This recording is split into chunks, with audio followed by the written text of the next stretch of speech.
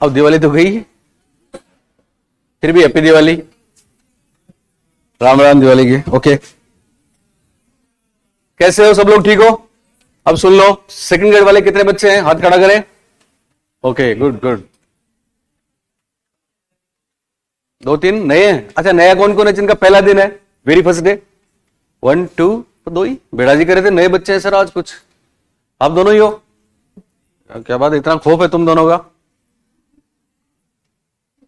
Okay, तो second grade में अपने चल रहा था अधिगम, एक सिद्धांत किया था हमने शायद थोंडाइक, वो आपकी क्लास बदस्तूर जारी रहेगी। सैटरडे को 2 घंटे में लूंगा अलग से। और अब जो 2 या 3 कॉमन टॉपिक हैं, है ना, अगले 20 दिन वो अपन लेंगे साथ। 1.5 से 2 घंटे रोज क्लास होगी। वो फर्स्ट ग्रेड में भी और सेकंड ग्रेड में भी, दोनों में इंपॉर्टेंट है। सुन रहे हो मेरी बात? ओके, साथ में रीट में भी। तो पहले कॉमन टॉपिक है उनको अपन साथ पढ़ेंगे, और अपना टाइमिंग कभी 11 से कभी 1 से, ठीक है? और जो चल रहा है आपका अधिगम, उसकी अलग से सेकंड ग्रेड की क्लास होगी। आज तो एक ही होगी, बाकी फिर कल से डिसाइड करेंगे, मे बी मंडे से। ओके, कल शनिवार, कल देखेंगे, आपको बता देंगे जो भी है। तो कल 11 से होगी तो 11 से हो जाएगी, नहीं होगी तो फिर रोज लेंगे ना। अब रोज लेंगे तो फिर आपको पूरे दिन पढ़ाने की जरूरत नहीं है, तो सारी क्लासेस हो जाएंगे रोज। साइकोलॉजी की आपकी रोज क्लास होगी, वो भी और ये भी। ये ठीक रहेगा मेरे ख्याल से, है ना? 2 घंटे ये और फिर 1 घंटे वो, या फिर एक शनिवार को वो करें। चलो आप डेली वाली ठीक रहती है, ये तो डेली होगी होगी, फिर देखते हैं उसको। ओके, इस पे आ जाओ।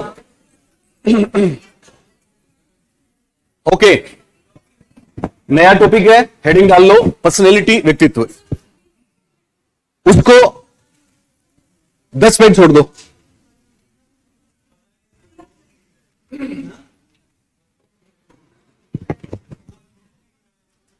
क्या बुक पीछे लिख लो ना, तो वो क्लास बताई नहीं इन्होंने। अब जो भी है इसका तो मैं क्या करूं? नहीं नहीं, ऐसा नहीं, 2 घंटे की क्लास है यार आप। हाँ हाँ,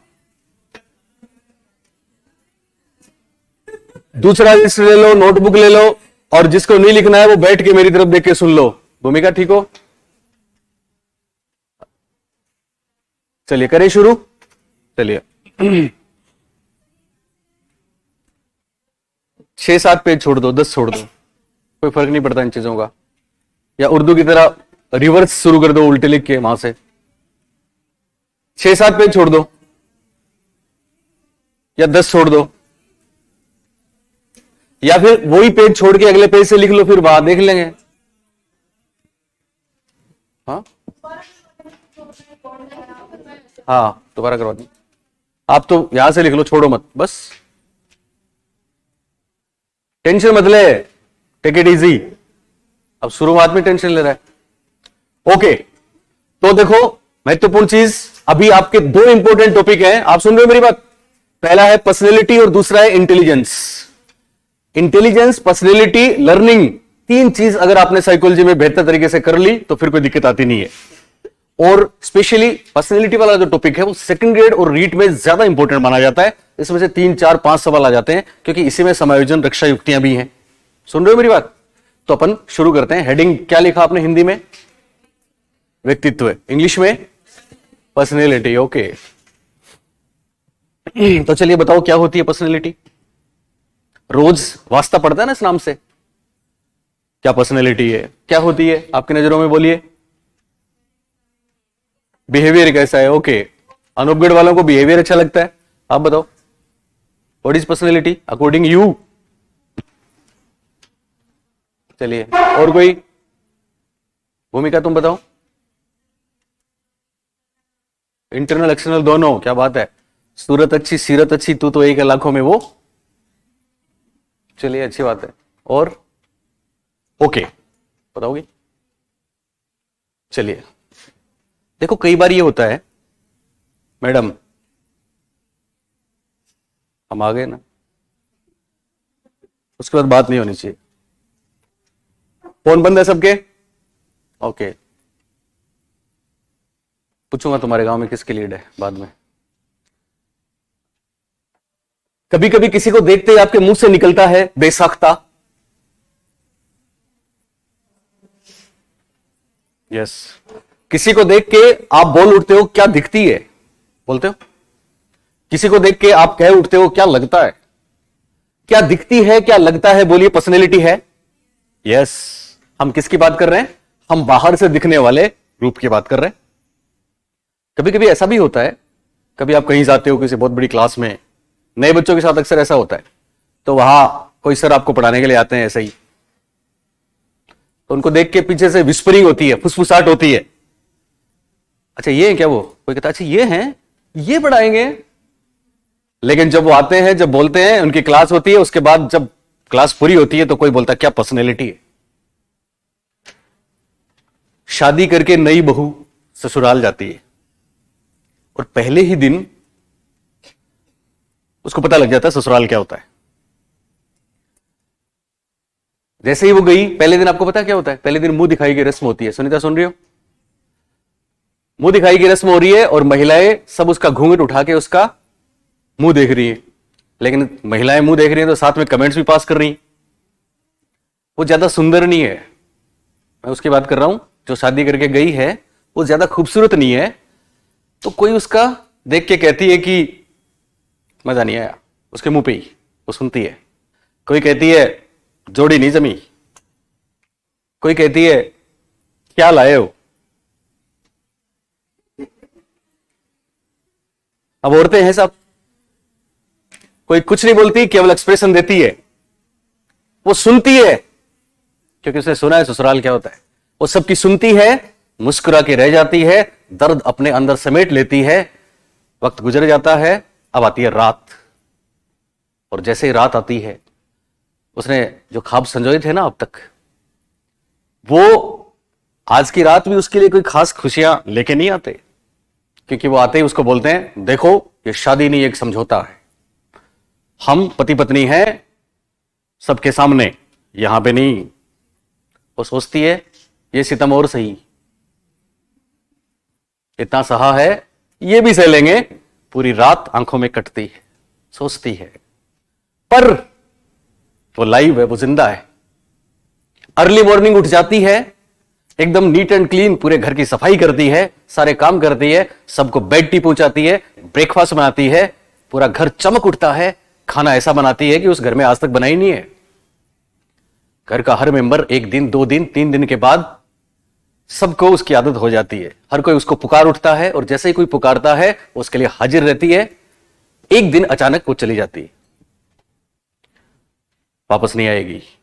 वो कहती है मैं वापस नहीं आऊंगी, वो चली जाती है। अगले दिन सुबह घर का हर इंसान पागलों की तरह उसको पुकार रहा है, उसको ढूंढ रहा है, पर वो नहीं आएगी। कोई कहता है क्या पर्सनैलिटी थी। मेरी बात समझ आ रही है? यानी कहीं किसी का रूप, कहीं किसी का व्यवहार, कहीं किसी का कैरेक्टर, कहीं किसी की बुद्धि, ये सब मिलके बनती है पर्सनैलिटी। लेकिन फिर भी पर्सनैलिटी एक वाइड कॉन्सेप्ट है। जैसे आपने सुना होगा, किसी कवि ने बोला है कि जिस तरह से कविता विभिन्न शब्दों का मेल नहीं, चित्र विभिन्न रंगों का मेल नहीं, ठीक उसी तरह व्यक्तित्व भी बुद्धि, चरित्र, बाहरी रूप, रंग, इन सब का मेल नहीं। मतलब कुछ और है, इससे ज्यादा है। क्या है वो, हम कोशिश करेंगे जानने की। सबसे पहली बात, पहला प्रश्न जो आता है, बहुत बार आया है कि साहब इसकी शुरुआत कहां से हुई। तो देखो हमने इंग्लिश में क्या लिखा है, पर्सनैलिटी। बोलिए पर्सनैलिटी। दरअसल पर्सनैलिटी बनी है, एक शब्द है परसोना, ये सुना है आपने खूब। ओके, एक विद्वान थे अलेक्जेंडर के समय, जिनका नाम था थियोस्टोफर। क्या नाम था? थियोस्टोफर। ये जो थियोस्टोफर थे, ये वो पहले इंसान है जिन्होंने व्यक्तित्व का एक प्रकार बताया था, और वो प्रकार था फ्लेटर्ड टाइप। कौन सा प्रकार था? फ्लेटर्ड। जानते हो फ्लेटर्ड क्या होता है? फ्लर्ट से बना है, फ्लर्ट करने वाले। खुशामदी प्रकार। कौन सा प्रकार? सुन रहे हो क्या? खुशामदी प्रकार।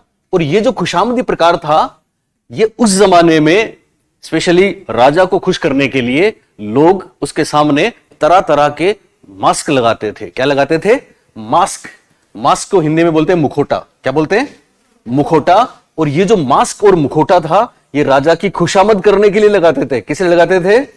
खुशामद करने के लिए, और इसी मुखौटे को, मास्क को उन्होंने बोला परसोना। इसको क्या बोला उन्होंने? परसोना। और यही जो परसोना शब्द है उससे बन गई पर्सनैलिटी। क्या बन गई? पर्सनैलिटी। तो पहली कहानी तो यह है जो परीक्षा में आती है। आपको पूछे परसोना किस भाषा का शब्द है तो क्या बोलेंगे? लैटिन भाषा का। दूसरा, व्यक्तित्व शब्द की उत्पत्ति किससे हुई तो हमको बोलना है परसोना, क्योंकि ये मैं आपको पहले बता चुका हूं कि परीक्षा में हमेशा इंग्लिश वाला शब्द इंपॉर्टेंट रहेगा। तो व्यक्तित्व की उत्पत्ति किससे हुई, इसका मतलब पर्सनैलिटी की उत्पत्ति किससे हुई, यह बात क्लियर हुई। परसोना जो शब्द था वो किसने दिया था? थियोस्टोफर ने दिया था। इनका नाम ध्यान रखना है, क्या नाम है? थियोस्टोफर। ओके, इसको लिखो आप, पहले लिखें। प्राचीन काल में, प्राचीन काल में, प्राचीन काल में, लिख रहे हो ना सब लोग? प्राचीन काल में थियोस्टोफर नामक विद्वान ने, प्राचीन काल में थियोस्टोफर नामक विद्वान ने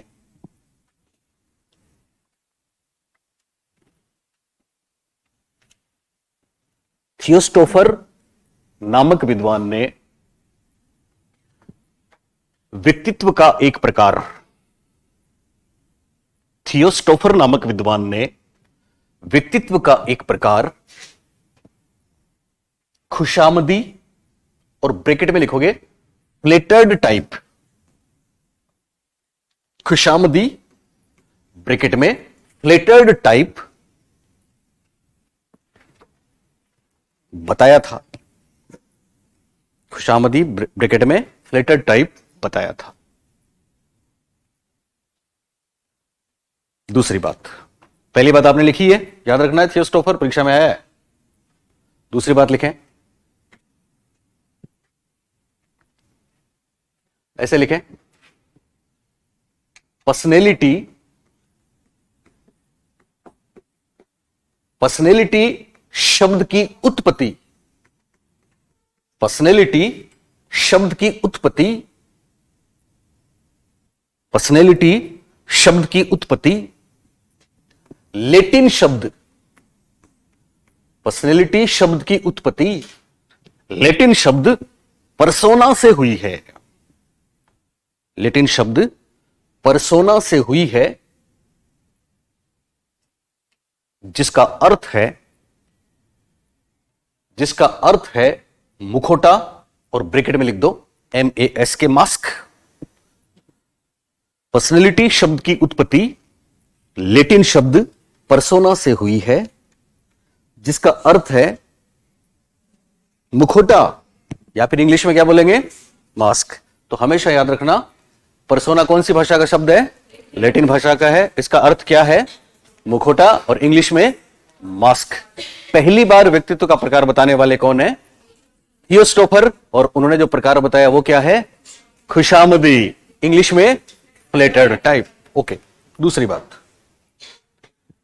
अब चूंकि बहुत महत्वपूर्ण डेफिनेशंस हैं जो परीक्षा में बार बार आती हैं, उनको हम लिखेंगे।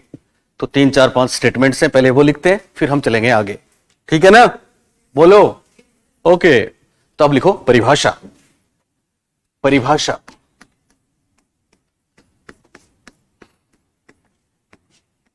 पहली परिभाषा होटसोन, नाम याद रखना, होटसोन। ये नाम सुना है कभी? होटसोन, होटसोन का एक स्टेटमेंट है। होटसोन स्टेटमेंट लिखो, नाम लिखा होटसोन, इन्वर्टेड कॉमास लगाएं और स्टेटमेंट लिखिए।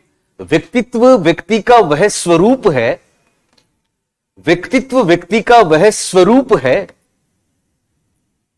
व्यक्तित्व व्यक्ति का वह स्वरूप है जो उसे प्रभावशाली बनाता है। व्यक्तित्व व्यक्ति का कौन सा स्वरूप है? वह स्वरूप है जो उसे क्या बनाता है? प्रभावशाली बनाता है और दूसरों को प्रभावित करता है। व्यक्तित्व व्यक्ति का वह स्वरूप है जो उसे प्रभावशाली बनाता है तथा दूसरों को प्रभावित करता है। ये स्टेटमेंट किसका है? होट्सोन। तो नाम ध्यान रखना है होट्सोन का। और होट्सोन व्यक्तित्व की परिभाषा देते हैं कि साहब व्यक्तित्व व्यक्ति का वह स्वरूप है जो उसे क्या बनाता है? प्रभावशाली। और इससे क्या होता है? दूसरों को प्रभावित करते हैं। आप अगर इस परिभाषा के अंदर जाएं, आप सुन रहे हो मेरी बात, तो आप क्या समझते हैं?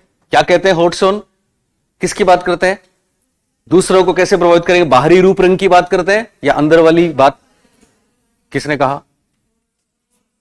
कहां बोला? ऐसा तो नहीं बोला। वो तो ये कहते हैं कि आप किसी को इंप्रेस करें, दैट इज पर्सनैलिटी। ये थोड़ी कहा कि अपने रूप से इंप्रेस करो, ये तो नहीं बोला।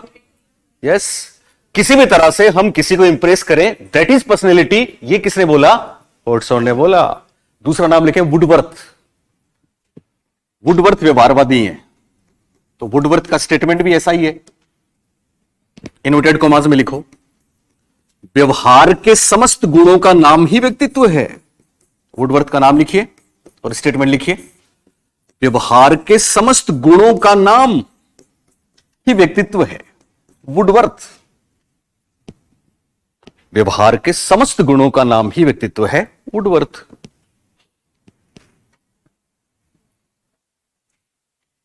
वुडवर्थ नाम लिखा सबने? क्या परिभाषा लिखी? व्यवहार के समस्त गुणों का नाम ही व्यक्तित्व है। ओके, जब व्यवहार का नाम आए तो व्यवहारवाद के जनक कौन है?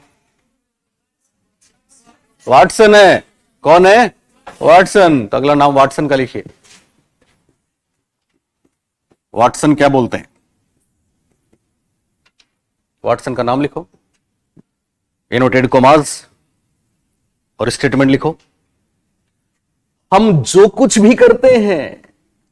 वाटसन का नाम लिखिए।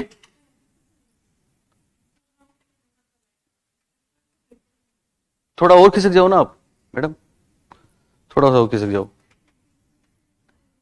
तो अठीन आ जा, तू आ जा, छोटी सी आ जाएगी, तू आ जा, नीचे से वहां आ जा। हैं? कोई बात नहीं, आ जा, नीचे से आ जाओ बेटा। तो दुख पाओगे कि खाक पड़ेगी फिर। कोई नहीं, आप बैठ जाओ। हमेशा पढ़ाई कर रहे हो तो एकदम रिलैक्स रह के पढ़ो ना, टेंशन तो आ रहेगी। अड़गा बैठी ना अड़गा के, कोई बात नहीं, टेक इट इजी है ना।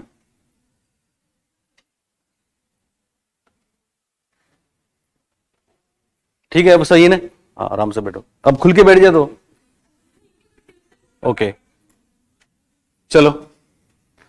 वुडवर्थ बोलते हैं व्यवहार के समस्त गुणों का नाम व्यक्तित्व है। सुन रहे हो ना? तो फिर किसका नाम लिखा? वाटसन। वाटसन क्या बोलते हैं? लिखिए, हम जो कुछ भी करते हैं, हम जो कुछ भी करते हैं, यानी अपन जो भी करा, व्यवहार वही तो है। हम जो कुछ भी करते हैं वही व्यक्तित्व है। हम जो कुछ भी करते हैं वही व्यक्तित्व है। वाटसन, हम जो कुछ भी करते हैं वही व्यक्तित्व है। वाटसन। आप मुझे बताएंगे दूसरों को प्रभावित करने वाले स्वरूप को व्यक्तित्व किसने बोला? बहुत से लोग कह रहे हैं वाटसन। किसने बोला? होट्सोन। यस, व्यवहार के समस्त गुणों की बात कौन करते हैं? वुडवर्थ। तो वाटसन क्या बोलते हैं? वही व्यक्तित्व है। ओके, अगला स्टेटमेंट है उनका जिनका नाम आपको याद रहता है, और वो है वैलेंटाइन। कौन है वो? अच्छा, याद रहता है ये? बिल्कुल याद रहता है, तो लिखिए वैलेंटाइन। वैलेंटाइन साहब भी बहुत अच्छी बात बोलते हैं। वैलेंटाइन, इनकी परिभाषा में नेचर नर्चर दोनों की बात है।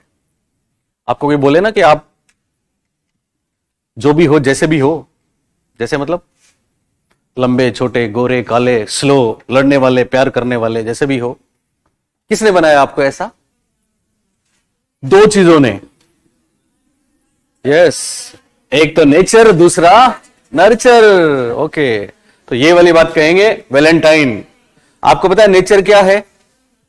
नेचर जन्मजात है कि अर्जित? बोलो, जन्मजात। और नर्चर अर्जित। लिखो वैलेंटाइन की परिभाषा, व्यक्तित्व, व्यक्तित्व, व्यक्तित्व, ध्यान दो, व्यक्तित्व समस्त जन्मजात, व्यक्तित्व समस्त जन्मजात तथा अर्जित प्रवृत्तियों का योग है। व्यक्तित्व समस्त जन्मजात तथा अर्जित प्रवृत्तियों का योग है। वैलेंटाइन लिख लिया। व्यक्तित्व समस्त जन्मजात तथा अर्जित प्रवृत्तियों का योग है, प्रवृत्तियों का योग है। वैलेंटाइन क्या था? हाँ, उसमें गुणा था, उसको छोड़ दो। ये अपनी पर्सनालिटी में बता रहे हैं योग है, इनका स्टेटमेंट है ये। गुणा किसने बोला था? वुडवर्थ ने बोला था।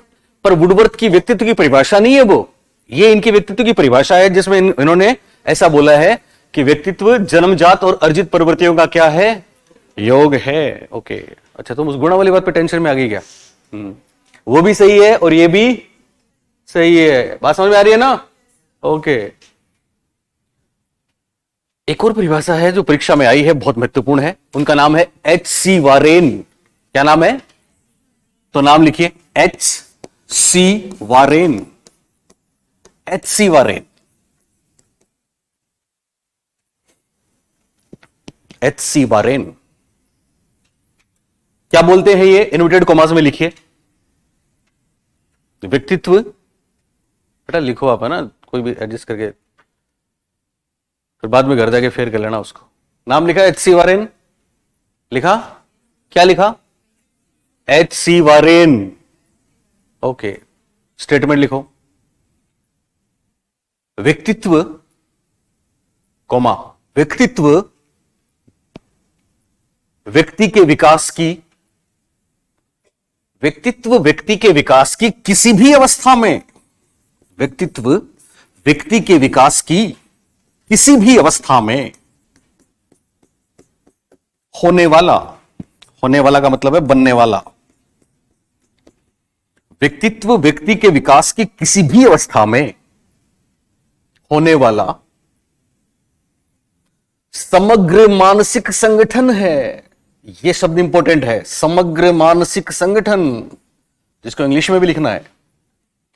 व्यक्तित्व व्यक्ति के विकास की किसी भी अवस्था में होने वाला समग्र मानसिक संगठन, ब्रैकेट में लिखना है एंटायर मेंटल ऑर्गेनाइजेशन है।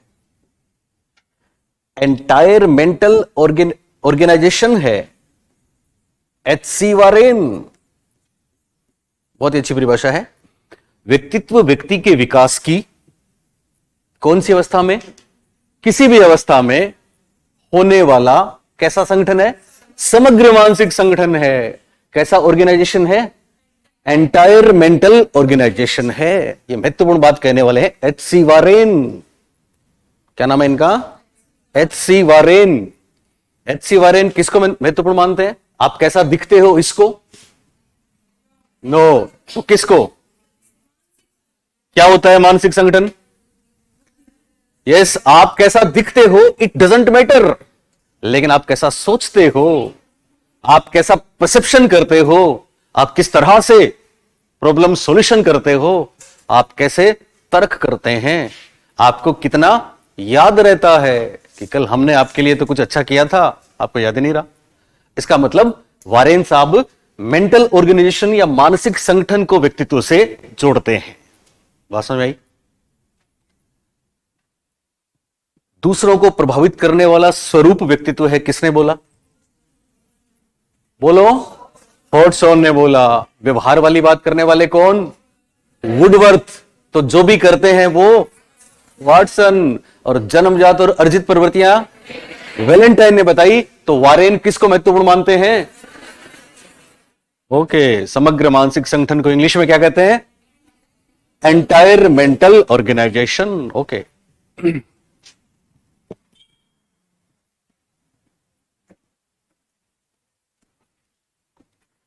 एक हमारा आरएस मेंस का बैच था, सुन रहे हो?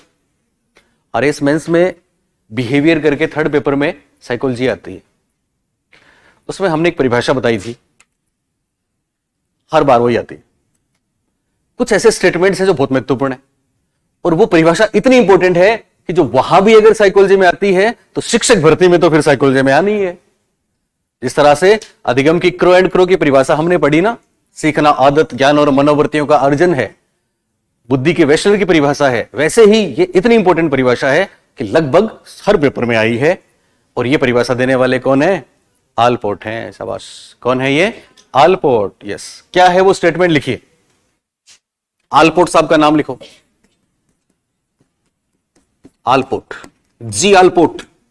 तो आलपोर्ट क्या बोलते हैं? के अनुसार मत लिखा करो, क्योंकि के अनुसार लिखोगे तो फालतू में 3 मिनट भी लगेंगे, 3 शब्द भी जाएंगे और आपका कीमती पेज भी जाएगा। तो केवल आलपोर्ट लिखा तो बात तो वही है। आलपोर्ट लिखा सबने?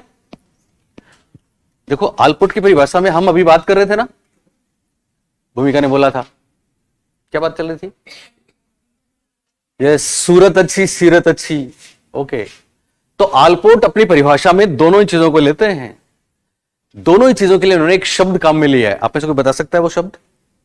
इंग्लिश में साइकोफिजिकल, यानी मन भी और तन भी, मन भी और शरीर भी। तो मनोशरीरीय, मनोदेहिक शब्द सुना आपने? मनोदेहिक बहुत बार परीक्षा में।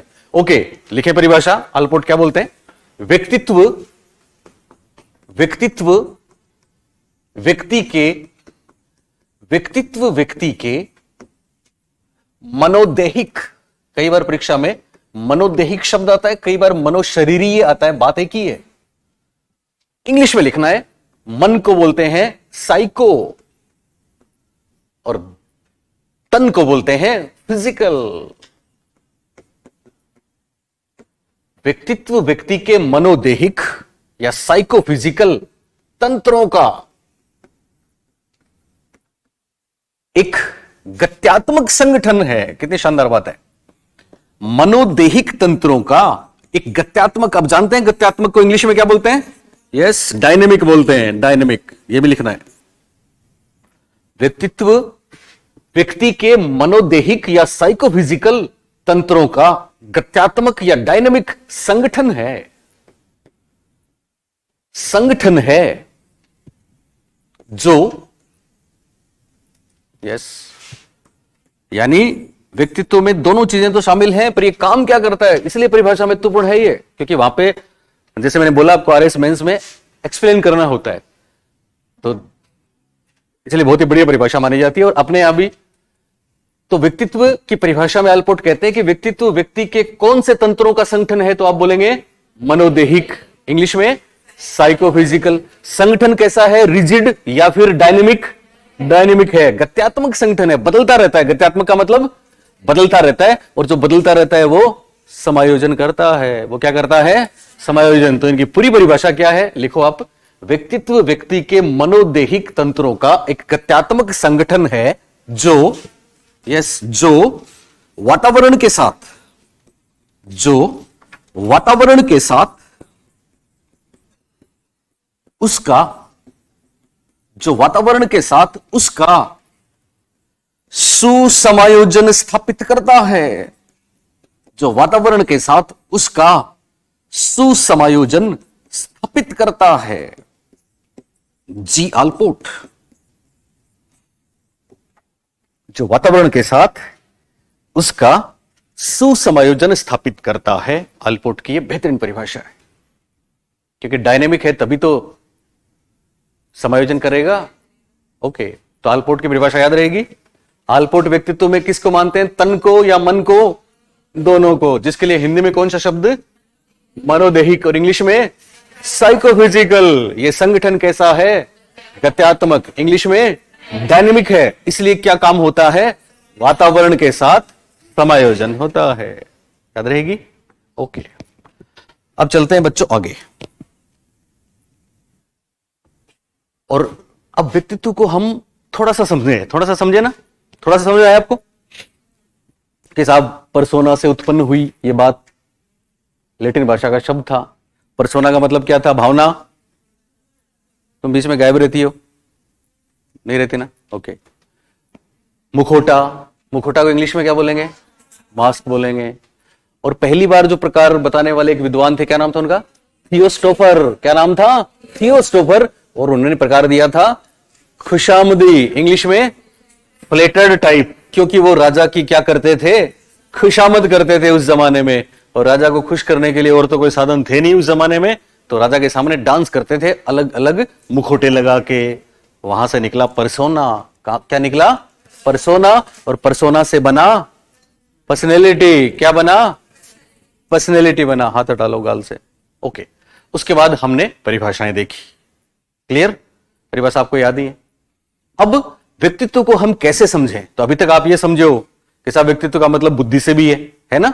व्यक्तित्व व्यवहार भी है, व्यक्तित्व बाहरी रूप रंग भी है कि नहीं है? व्यक्तित्व तन और मन दोनों है, और व्यक्तित्व डायनेमिक भी है, व्यक्तित्व समायोजन भी करता है। बोलिए, है ये सारी बातें?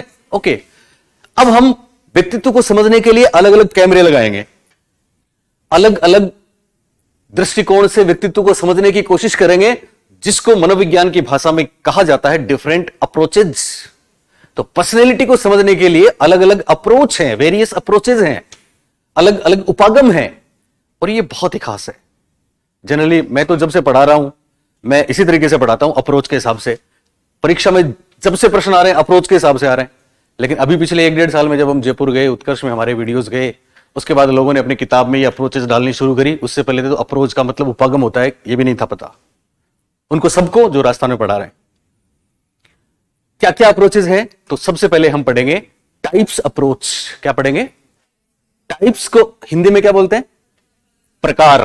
तो इसका नाम हो जाएगा प्रकार उपागम। क्या हो जाएगा? प्रकार उपागम में क्या होगा कि किसने व्यक्तित्व को कितने भागों में बांटा, उन सब की बात करेंगे। टाइप्स अप्रोच के बाद हम पढ़ेंगे ट्रेट्स अप्रोच। क्या पढ़ेंगे? ट्रेट्स क्या होते हैं? ट्रेट्स को हिंदी में क्या बोलते हैं? शील गुण बोलते हैं। क्या बोलते हैं? शील गुण। तो शील गुण की बात करेंगे हम साहब, वहां एमएमपीआई की बात भी करेंगे, वहां पे हम केटल की बात भी करेंगे, वहां आलपोर्ट की बात भी करेंगे। फिर हम पढ़ेंगे प्रोजेक्टिव अप्रोच। कौन सी अप्रोच? प्रोजेक्टिव अप्रोच, जो बहुत महत्वपूर्ण परीक्षा के हिसाब से है, ध्यान है ना? हिंदी में क्या बोलते हैं उसको? प्रक्षेपी उपागम। क्या बोलते हैं? उसमें हम पढ़ेंगे आपके वो सीएटी, टीएटी, कैट, टेट पढ़ते हो ना आप, कितने कार्ड हैं और क्या क्या होता है, वास्तव में क्या होता है वो सीखोगे आप, वो जानोगे आप। और उसके अलावा बहुत से साइकोडायनेमिक्स से लेके ह्यूमनिस्टिक अप्रोच तक बहुत सी बातें हैं, उन सबको करेंगे। तो सबसे पहले हेडिंग डालिए आप, प्रकार उपागम। ये हेडिंग है। Types approach. केवल नाम पे प्रश्न आए, बाकी तो आए हैं खैर, लेकिन देखा आपको परीक्षा में ऐसी चीज है। मैं पिछली बार रीट का पेपर जब सोलो करवा रहा था, बताऊंगा आपको आगे, एक बहुत बढ़िया सी बात आएगी। 2 प्रश्न ऐसे आए थे पर्सनैलिटी पे, दोनों बेहतरीन। तो जनरली तो कोई करके ही नहीं आया था। खैर चलिए, हमारे बच्चे तो करते हैं, हर बार करते हैं। पर ये छोटी छोटी बातें, अब देखो मैं आपको बता दूं, अभी इलेक्शन हो जाएंगे। इलेक्शन, अभी आपको पता है इलेक्शन के बाद निश्चित रूप से 3 भर्तियां आएंगी ना? आनी ही है। दरअसल एक पार्टी ने तो अपने घोषणा पत्र में दिया है, बीजेपी ने दिया है ना। ओके, तो संभावना ये है कि साहब बीजेपी सरकार आएगी, आते निकालेगी। कांग्रेस अगर आती है तो भी निकालेगी, निकालना ही है। ठीक है, तो अब कोई ज्यादा टाइम नहीं है आपके पास इन बातों के लिए कि साहब रजिस्टर नहीं लाए। तो ऐसे बहानों के लिए बिल्कुल आप समय नष्ट नहीं करेंगे। ठीक है, और जैसे सुनीता है ना, ये क्लास की मेरे ख्याल से मोस्ट इंटेलिजेंट बच्ची है कि नहीं? तो इसको पता है, ये मेरे से रोज पूछती है सर आज क्लास होगी क्या, या इसको आइडिया है कि आज क्लास होगी कि नहीं होगी। पूछा इसने तो खुद एफर्ट किया ना। तो कई बार होता है आपको ये नहीं बताया, तो आप ये नहीं कहते बताया नहीं। परीक्षा वाले दिन मां को बोलना, उठाया नहीं सुबह, फिर ये क्या तरीका है? मतलब आपका कैरियर, आपका भविष्य है, खुद अलर्ट रहो आप। लोग तो आपको पीछे धकेलने में नहीं बताया, बढ़िया रहेगा, 2 दिन की क्लास मिस होगी, नहीं बताएंगे, लेकिन आप खुद अलर्ट रहो। ठीक है ना? तो कैसे भी करके आपको सबको ग्रुप बनाया हुआ है ना, टेलीग्राम में, डालना चाहिए था। इनकी गलती है, मैं बोलता हूं क्यों नहीं डाला, लेकिन फिर भी आप इससे बच नहीं सकते कि साहब हमको पता नहीं है। जैसे पारुल वगैरह कुछ नहीं आई, अंकिता नहीं है, आज नहीं है ना, वहां से नहीं आए होंगे वो। ओके, एक आध दिन चल जाता है, पर हम लगातार ऐसा करते हैं फिर ऐसे ही बन जाते हैं, और अगर वैसा करते हैं तो वैसे ही बन जाते हैं। सुन रहे हो मेरी बात?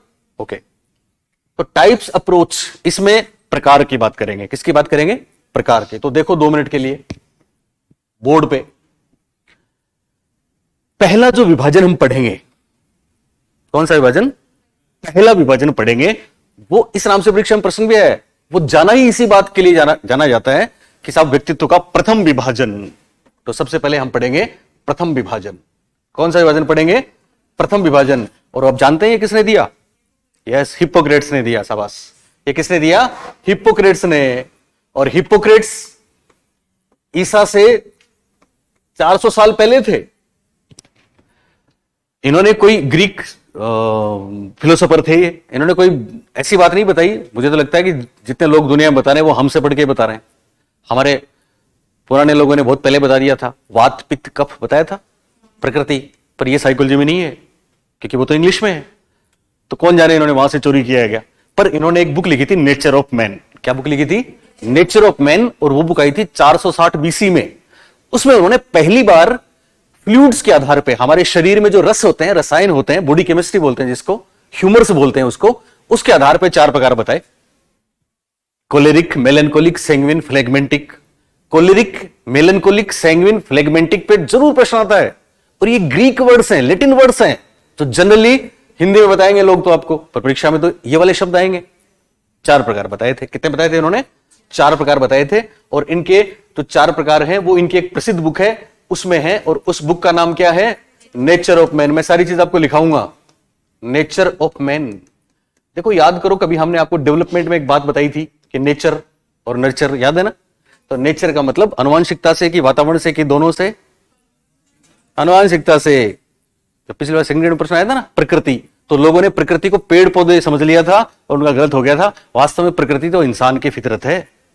ये महत्वपूर्ण बुक है हिपोक्रेट्स की। हिपोक्रेट्स फादर ऑफ मेडिसिन भी कहलाते हैं, है ना? उसमें भी काफी रोल है। इसके बाद फिर एक उपागम आता है जिसमें हमारी बॉडी बाहर से दिखती कैसी है, हमारी बॉडी का स्ट्रक्चर कैसा है, हमारे शरीर का गठन कैसा है। इसको बोलते हैं शारीरिक संरचना। क्या बोलते हैं? शारीरिक संरचना या बॉडी के स्ट्रक्चर के आधार पे व्यक्तित्व को 2 लोगों ने परिभाषित किया। एक का नाम था अर्नेस्ट क्रेशमर। क्या नाम था? क्रेशमर के नाम से हम पढ़ते हैं उनको, जर्मनी के थे। और दूसरा शेल्डन। दूसरा क्या था? शेल्डन। शाबाश। हम जानते हैं क्रेशमर ने बुक लिखी थी फिजिक एंड कैरेक्टर, मैं लिखाऊंगा अभी 1921 में। उसमें उन्होंने व्यक्तित्व के 4 प्रकार बताए थे। कितने बताए थे? 4। पढ़े होंगे आपने, एस्थेनिक, एथलेटिक, पिकनिक, डिस्प्लास्टिक। और फिर शेल्डन ने तो और भी कमाल का काम किया था कि साहब बॉडी के आधार पे हम बता देंगे कौन अपराधी है कौन नहीं है। एटलस ऑफ मैन बुक लिखी थी और उसमें उन्होंने 3 प्रकार बताए थे जो आपने खूब पढ़े होंगे, एंडोमार्फिक, मिसोमार्फिक, एक्टोमार्फिक। ध्यान दो तुम, हां सोनाली के पास बैठी हो, वो 3 बताए थे। और ये जो 3 प्रकार है ये आप खूब पढ़ते हो, आयताकार, वृत्ताकार, लंबाकार, पढ़ते हो ना? ओके, ये काम करने वाले कौन थे? शेल्डन। इन्होंने दरअसल क्रिमिनोलॉजी की बात करी डिलिंक्वेंसी में। डिलिंक्वेंसी जानते हो? किशोरावस्था में अपराध की प्रवृत्ति में जाने वाले बच्चों की बॉडी का स्ट्रक्चर कैसा होता है, बहुत प्रसिद्ध हुए परीक्षा में, जाने कितनी कितनी बार ये पूछे गए।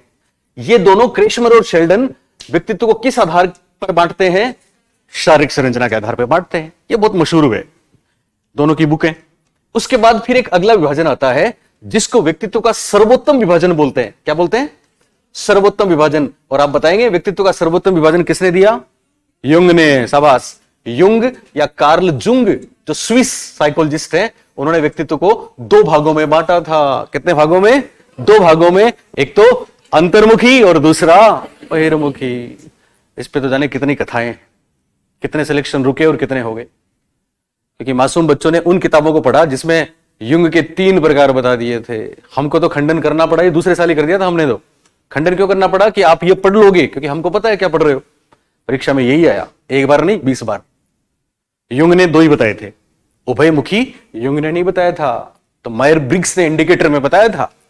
तो परीक्षा में 2 भी ऑप्शन और 3 भी ऑप्शन, 3 ही करके आएंगे ना। वो तो जो ऐसी किताबें पढ़ते हैं जिसको लिखने वाले को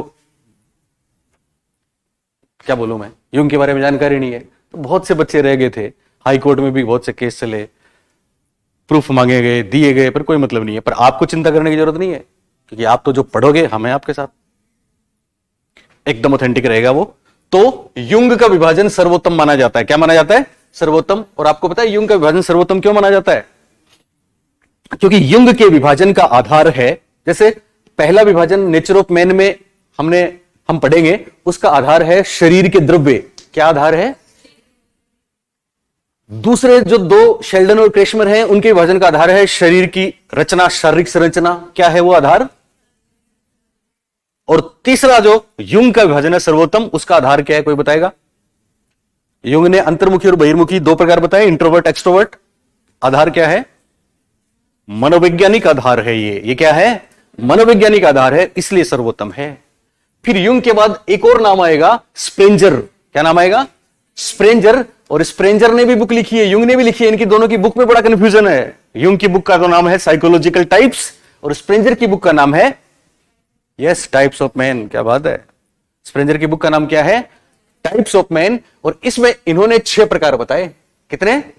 मेरे ख्याल से सबसे आसान ये 6 प्रकार ही हैं। आपने पढ़े ना, सैद्धांतिक, सामाजिक, धार्मिक, आर्थिक, कलात्मक, सौंदर्य प्रेमी आदि आदि। स्प्रेंजर का काम है 1928 में। युंग ने 1923 में बुक निकाली थी, इन्होंने 1921 में बुक निकाली थी। और फिर एक और महत्वपूर्ण काम हुआ जो व्यक्तित्व का अंतिम विभाजन माना जाता है। क्या माना जाता है? अंतिम विभाजन। और वो देने वाले हैं जॉन हॉलैंड या जी हॉलैंड के नाम से मशहूर हैं, जिन्होंने एक मॉडल दिया है जिसमें जो 6 प्रकार इन्होंने बताए हैं लगभग वैसे ही 6 प्रकार बताए हैं, और वो षटकोणीय विभाजन कहलाता है।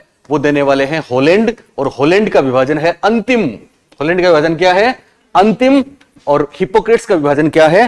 प्रथम। तो यात्रा हम शुरू करेंगे हिप्पोक्रेट्स से, और कहां पे जाके एंड करेंगे? हॉलैंड पे करेंगे, जिसमें आपको जरूर परीक्षा में प्रश्न मिलेंगे। बात समझ आ रही है? बताएं, व्यक्तित्व का प्रथम विभाजन किसने किया? हिप्पोक्रेट्स ने। हिप्पोक्रेट्स ने कौन सी बुक लिखी? Nature of man. कितने प्रकार बताए? 4। कितने बताए? 4। बाकी डिटेल करेंगे अपन।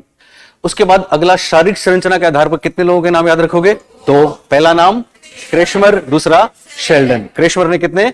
4, और शेल्डन ने? फिर सर्वोत्तम विभाजन किसका? जुंग का। और जुंग ने कितने बताए? 2। जुंग के बाद फिर किसका नाम? स्प्रेंजर। स्प्रेंजर ने कितने बताए? 6। और फिर अंतिम विभाजन किसका? हॉलैंड का, जिन्होंने भी कितने बताए? क्लियर है भी? चलिए लिखेंगे, समझेंगे एक एक बात। टाइप्स अप्रोच आपने ऊपर लिखा है ना? ओके। उसके बाद नीचे लिखें। कैसे लिखना है? शॉर्ट नोट्स को प्रेफरेंस देंगे हम, ठीक है? तो नाम लिख लो, हिप्पोक्रेट्स। हेडिंग डाल लें इसके नीचे, हिप्पोक्रेट्स के अनुसार लिखने की जरूरत नहीं है। हिप्पोक्रेट्स। हम देख रहे हैं व्यक्तित्व के प्रकार किस किस ने बताए। तो पहला नाम आएगा हिप्पोक्रेट्स। क्या नाम आएगा?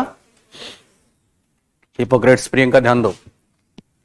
अब हिप्पोक्रेट्स का जो विभाजन है, ऐसे साइड में लिख लो, वो है प्रथम विभाजन।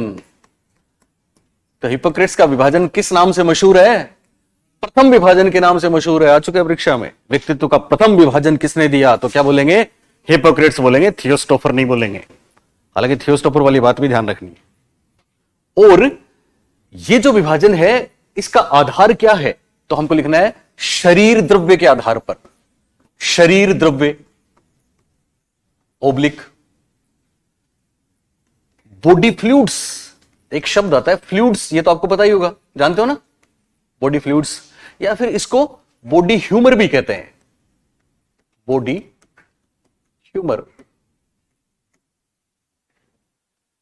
बॉडी फ्लूइड्स और बॉडी ह्यूमर और कुछ नहीं है, बल्कि हमारे शरीर में वात, पित्त, कफ, जो हमारे पूर्वजों ने बहुत बार बताया था, वही है। ये उसको अलग तरह से डिफाइन करते हैं, गर्म ठंडे की बात भी करते हैं। और जब अपन पढ़ते हैं ना, 5 तत्वों से मिलके बना है शरीर। बोलिए कौन से? अग्नि, जल, वायु, पृथ्वी, आकाश। और ये बताते हैं 4। ये कितने बताएंगे? 3 की 4? 4 बताएंगे। इन्होंने 4 बताए, ठीक है? 4 जो इन्होंने तत्व बताए हैं, वो 4 सुन लो आप। इन्होंने 4 में एक तो अर्थ बताया है, अर्थ अपने भी है। एक इन्होंने फायर बताया है, फायर अपने भी है। फायर भी बताया, अर्थ भी बताया। एक वाटर बताया, वाटर अपने भी है, पानी। और चौथा इन्होंने बताया एयर। एयर क्या बताया? एयर अपने भी है। तो 4 बता दिए इन्होंने, एयर, वाटर, फायर, अर्थ। बात समझ आई? क्या क्या 4 प्रकार बताए? इससे पहले इनकी बुक का नाम भी आपको लिखना जरूरी है। तो बुक का नाम लिखो, ऐसे लिख लो, बुक। ऐसे लिखो, शरीर द्रव्य बॉडी फ्लूइड्स के आधार पर। के आधार पर कोई सेंटेंस बनाना चाहे तो वो बना लो। शरीर द्रव्य या बॉडी फ्लूइड्स या बॉडी ह्यूमर, ये शब्द भी लिखना, ह्यूमर के आधार पर अपनी पुस्तक के आधार पर अपनी पुस्तक, बुक का नाम लिखो। क्या नाम था? शाबाश, नेचर ऑफ मैन। और ये बुक आई थी 460 बीसी, बिफोर क्राइस्ट, ईसा से 400 साल पहले। तो हिपोक्रेट्स, विभाजन है प्रथम, आधार है शरीर द्रव्य या बॉडी के फ्लूइड्स या बॉडी के ह्यूमर या फिर बॉडी केमिस्ट्री, शरीर के रस रसायन कुछ भी आए। और पुस्तक का नाम है नेचर ऑफ मैन, और प्रकार कितने बताए? 4। कौन कौन से बताए ये अब लिखने हैं। शॉर्ट नोट्स लिखने का फायदा यह है कि आपका सेंटेंस ना बने तो भी कोई टेंशन नहीं है। प्रथम विभाजन, शरीर द्रव्य, body fluids, body humour, book nature of man 460 BC, 4 का मतलब 4 प्रकार, सिंपल। लिख रहे हो? कोई उलझन है? सब सुलझ गई? कहां सुलझती हैं सारी उलझनें? तुम्हारी सुलझ गई? हाँ, सुलझा लिया करो यार, अच्छे बच्चे हो तुम। ओके, घर में कहाँ है? क्या हाल है? डेंगू ओके हो गया, ठीक हो गया? क्या बात है। तुम्हारे दोस्त के क्या हाल है? आपके क्या हाल है? आजकल भी सोते हो क्या? नहीं? ओके। सोहेल तो आया नहीं? नए वाले बच्चों कहां से आए तुम दोनों, बताओ? दोनों के दोनों? क्या बात है, मैथ्स के हो? ओके ओके, तो यार आगे पढ़ना, मजा आएगा आपको। कोटपुतली में कौन जीत रहा है? कांग्रेस, बीजेपी? ओके, चलिए, तो लिखा सबने? लिख लिया ना सबने? ओके, बुक का नाम क्या है? Nature of man. लेखक कौन है? हिपोक्रेट्स। हिपोक्रेट्स का विभाजन क्यों मशहूर है? क्योंकि ये प्रथम विभाजन कहलाता है, और इनके विभाजन का आधार क्या है? शरीर द्रव्य। इंग्लिश में क्या बोलेंगे? बॉडी फ्लूइड्स, या क्या बोलेंगे? Body humour. ओके, अब 4 प्रकार कौन से हैं वो लिखिए, 1 नंबर डाल के। कोलेरिक,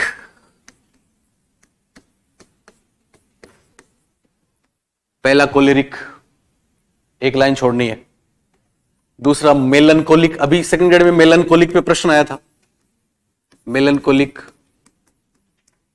हमारी पुरानी बुक में मेलनकोरिक दे रखा है, तो ये छोटे मोटे टाइपिंग वाले हो जाते हैं, फिर बोलने में भी वही जुबान पे चढ़ जाते हैं, पर परीक्षा में गलत नहीं होगा, चिंता नहीं करें। मेलनकोरिक याद रहता है तो भी ठीक है, पर ये मेलनकोलिक है, ये भी सेकंड ग्रेड में आया था। मेलनकोलिक, उदास, डिप्रेस्ड। तीसरा सेंग्विन, नाम सुना है? सेंग्विन बहुत मशहूर है, सेंग्विन। और चौथा फ्लेग्मेटिक। 4 प्रकार। लाइन छोड़ रहे हो ना एक एक, या आगे जगह तो आगे लिखवा देंगे। 4 प्रकार हैं, कोलेरिक, मेलनकोलिक, सेंग्विन, फ्लेग्मेटिक। फ्लेग्मेटिक, चारों के नाम लिखो, जी जान लगा के लिखो, ऐसा नहीं। क्योंकि मोंटेसरी ने बोला था एक स्टेटमेंट, मारिया मोंटेसरी ने क्या कहा था, याद है आपको? गत्यात्मक कुशलता बौद्धिक कुशलता का आधार है। डायनेमिक स्किल, यानी अच्छी तरीके से हम किसी काम को, ये गत्यात्मक कुशलता ही तो है, आपका गमक कौशल ही तो है लिखना, है ना? तो इसको बढ़िया करो तो फिर उससे बुद्धि का विकास होगा। इसको ऐसे घसीटा मार के करोगे तो फिर कम होगा, इसलिए ध्यान रखना है दिल से। ओके, बताइए 4 प्रकार बताइए। पहला कोलेरिक, दूसरा मेलनकोलिक, दूसरा, चौथा, पहला बोलो, दूसरा, तीसरा, चौथा। Okay, choleric, melancholic, sanguine, phlegmatic. और ये 4 क्या है? 4 हमारे रस हैं। कोलेरिक है येलो बाइल। येलो बाइल समझते हो? पीला पित्त। ये दोनों जो है ना, लिक रिक, ये दोनों पित्त हैं। ऊपर वाले पीला पित्त, नीचे वाले काला पित्त। मेलानिन से काला याद रख लेना, मेलनकोलिक काला पित्त, ठीक है। सैंग्विन पता है आपको? ब्लड, रक्त प्रधान। और फ्लेगमेंटिक, फ्लेम्स शब्द आता है इंग्लिश में, आता है ना फ्लेम्स, ये कप प्रधान होते हैं। तो देखो, कोलेरिक के सामने पीला पित्त प्रधान, पीला पित्त प्रधान। इंग्लिश में लिखना चाहो तो yellow biles, yellow biles. Melancholic कालापित प्रधान, ये कालापित प्रधान है। क्या कॉन्सेप्ट बताता हूं अभी। ये ब्लैक बाइल्स वाले हैं, जिनमें ब्लैक बाइल्स ज्यादा है। सैंग्विन रक्त प्रधान, ब्लड। और फ्लेगमेंटिक कफ प्रधान, कफ भी इंग्लिश का शब्द है, श्लेष्मा प्रधान भी बोलते हैं हिंदी में। फ्लेगमेंटिक, फ्लेग से बना है, फ्लेम से बना है। इसका प्रोनाउंसिएशन फ्लेम, फ्लेग्म या फ्लेम। ओके, तो ये 4 प्रकार बताए साहब।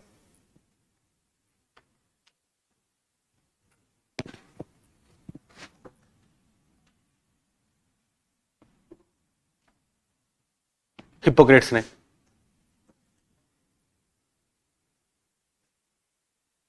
लिखा सबने? ओके। कोलेरिक क्या है बोलिए? पीलापित प्रधान, मेलनकोरिक कालापित प्रधान, सैंग्विन रक्त प्रधान, और फ्लेगमेंटिक कफ प्रधान। अब ये जो 4 प्रकार हैं, दरअसल सैंग्विन, चूंकि माफ करें आपके हिप्पोक्रेट्स डॉक्टर थे, सुन रहे हो ना मेरी बात? तो और हमारा आयुर्वेद भी ये कहता है ना कि साहब हमारा जो शरीर है वो कुछ रसायनों से मिलकर बना है, रसों से मिलकर बना है। सब में होते हैं ये, लेकिन ये बैलेंस्ड होने चाहिए। उम्र के हिसाब से और मौसम के हिसाब से बदलते रहते हैं। अगर कोई ज्यादा डोमिनेट कर गया तो फिर डिजीज हो सकती है, बीमारी हो सकती है, ऐसा बोलते हैं ना। तो वही वाली बात आज से 2500 साल पहले किसने बोली थी? हिप्पोक्रेट्स ने। यह बात इतनी महत्वपूर्ण है कि हिप्पोक्रेट्स को व्यक्तित्व का पहला विभाजन करने का श्रेय दिया गया। याद रहेगा। अब कौन होते हैं वो लोग? तो हिप्पोक्रेट्स कहते हैं कि जिनमें पीलापित डोमिनेट कर जाए। डोमिनेट का मतलब सब सारे इनके फ्लूइड्स का बैलेंस होना चाहिए बॉडी में। पर कहते हैं ना कि ट्रेड्स भी सब में सारे ट्रेड्स होते हैं, बहुत से ट्रेड्स होते हैं, पर कोई एक ट्रेड डोमिनेट कर जाए, प्रभावी हो जाए तो आदमी वैसा ही बन जाता है। बनता है कि नहीं? तो जिनमें पीलापित डोमिनेट कर जाए या प्रभावी बन जाए, पीलापित ज्यादा हो जाए ये मान लो, तो फिर क्या होता है? तो फिर इंसान बेचैन होता है, गुस्सेल होता है, इरिटेबल, चिड़चिड़ा हो जाता है। हालांकि ऐसे लोग बहुत परिश्रमी होते हैं, ऐसे लोग गोल ओरिएंटेड होते हैं। गोल ओरिएंटेड समझते हो? लक्ष्य की तरफ ही बस इनके कदम होते हैं।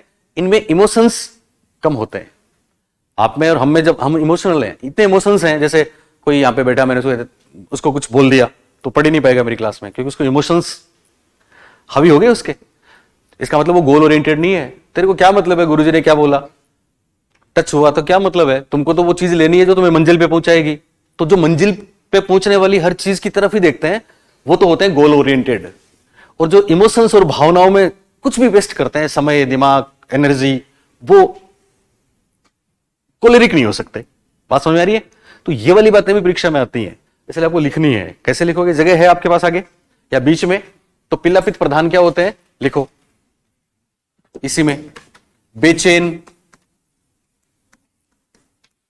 गुस्सेल भी होते हैं। कुछ अच्छी बातें, कुछ खराब बातें, दोनों ही हैं। बेचैन, गुस्सेल, इरिटेट भी होते हैं, चिड़चिड़े भी होते हैं, अंतर्मुखी भी होते हैं। नहीं, अंतर्मुखी मत लिखना। बेचैन, गुस्सेल, चिड़चिड़े व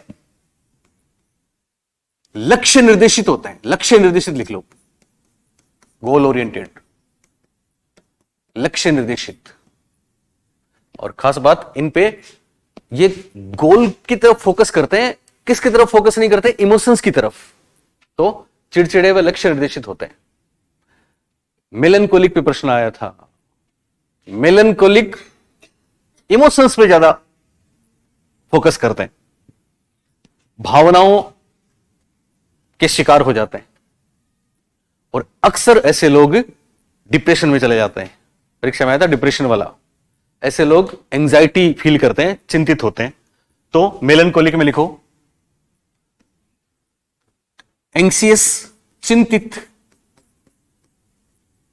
भावुक। भावुक समझ गए आप? इमोशनल। ऊपर वाले इमोशनल कम है, लक्ष्य निर्देशित है, और ये भावुक है। चिंतित, भावुक और अवसादी। पर परीक्षा में वही शब्द आता है, आपको वही लिखना है, डिप्रेशन, डिप्रेस्ड। चिंतित, भावुक, अवसादी, डिप्रेस्ड।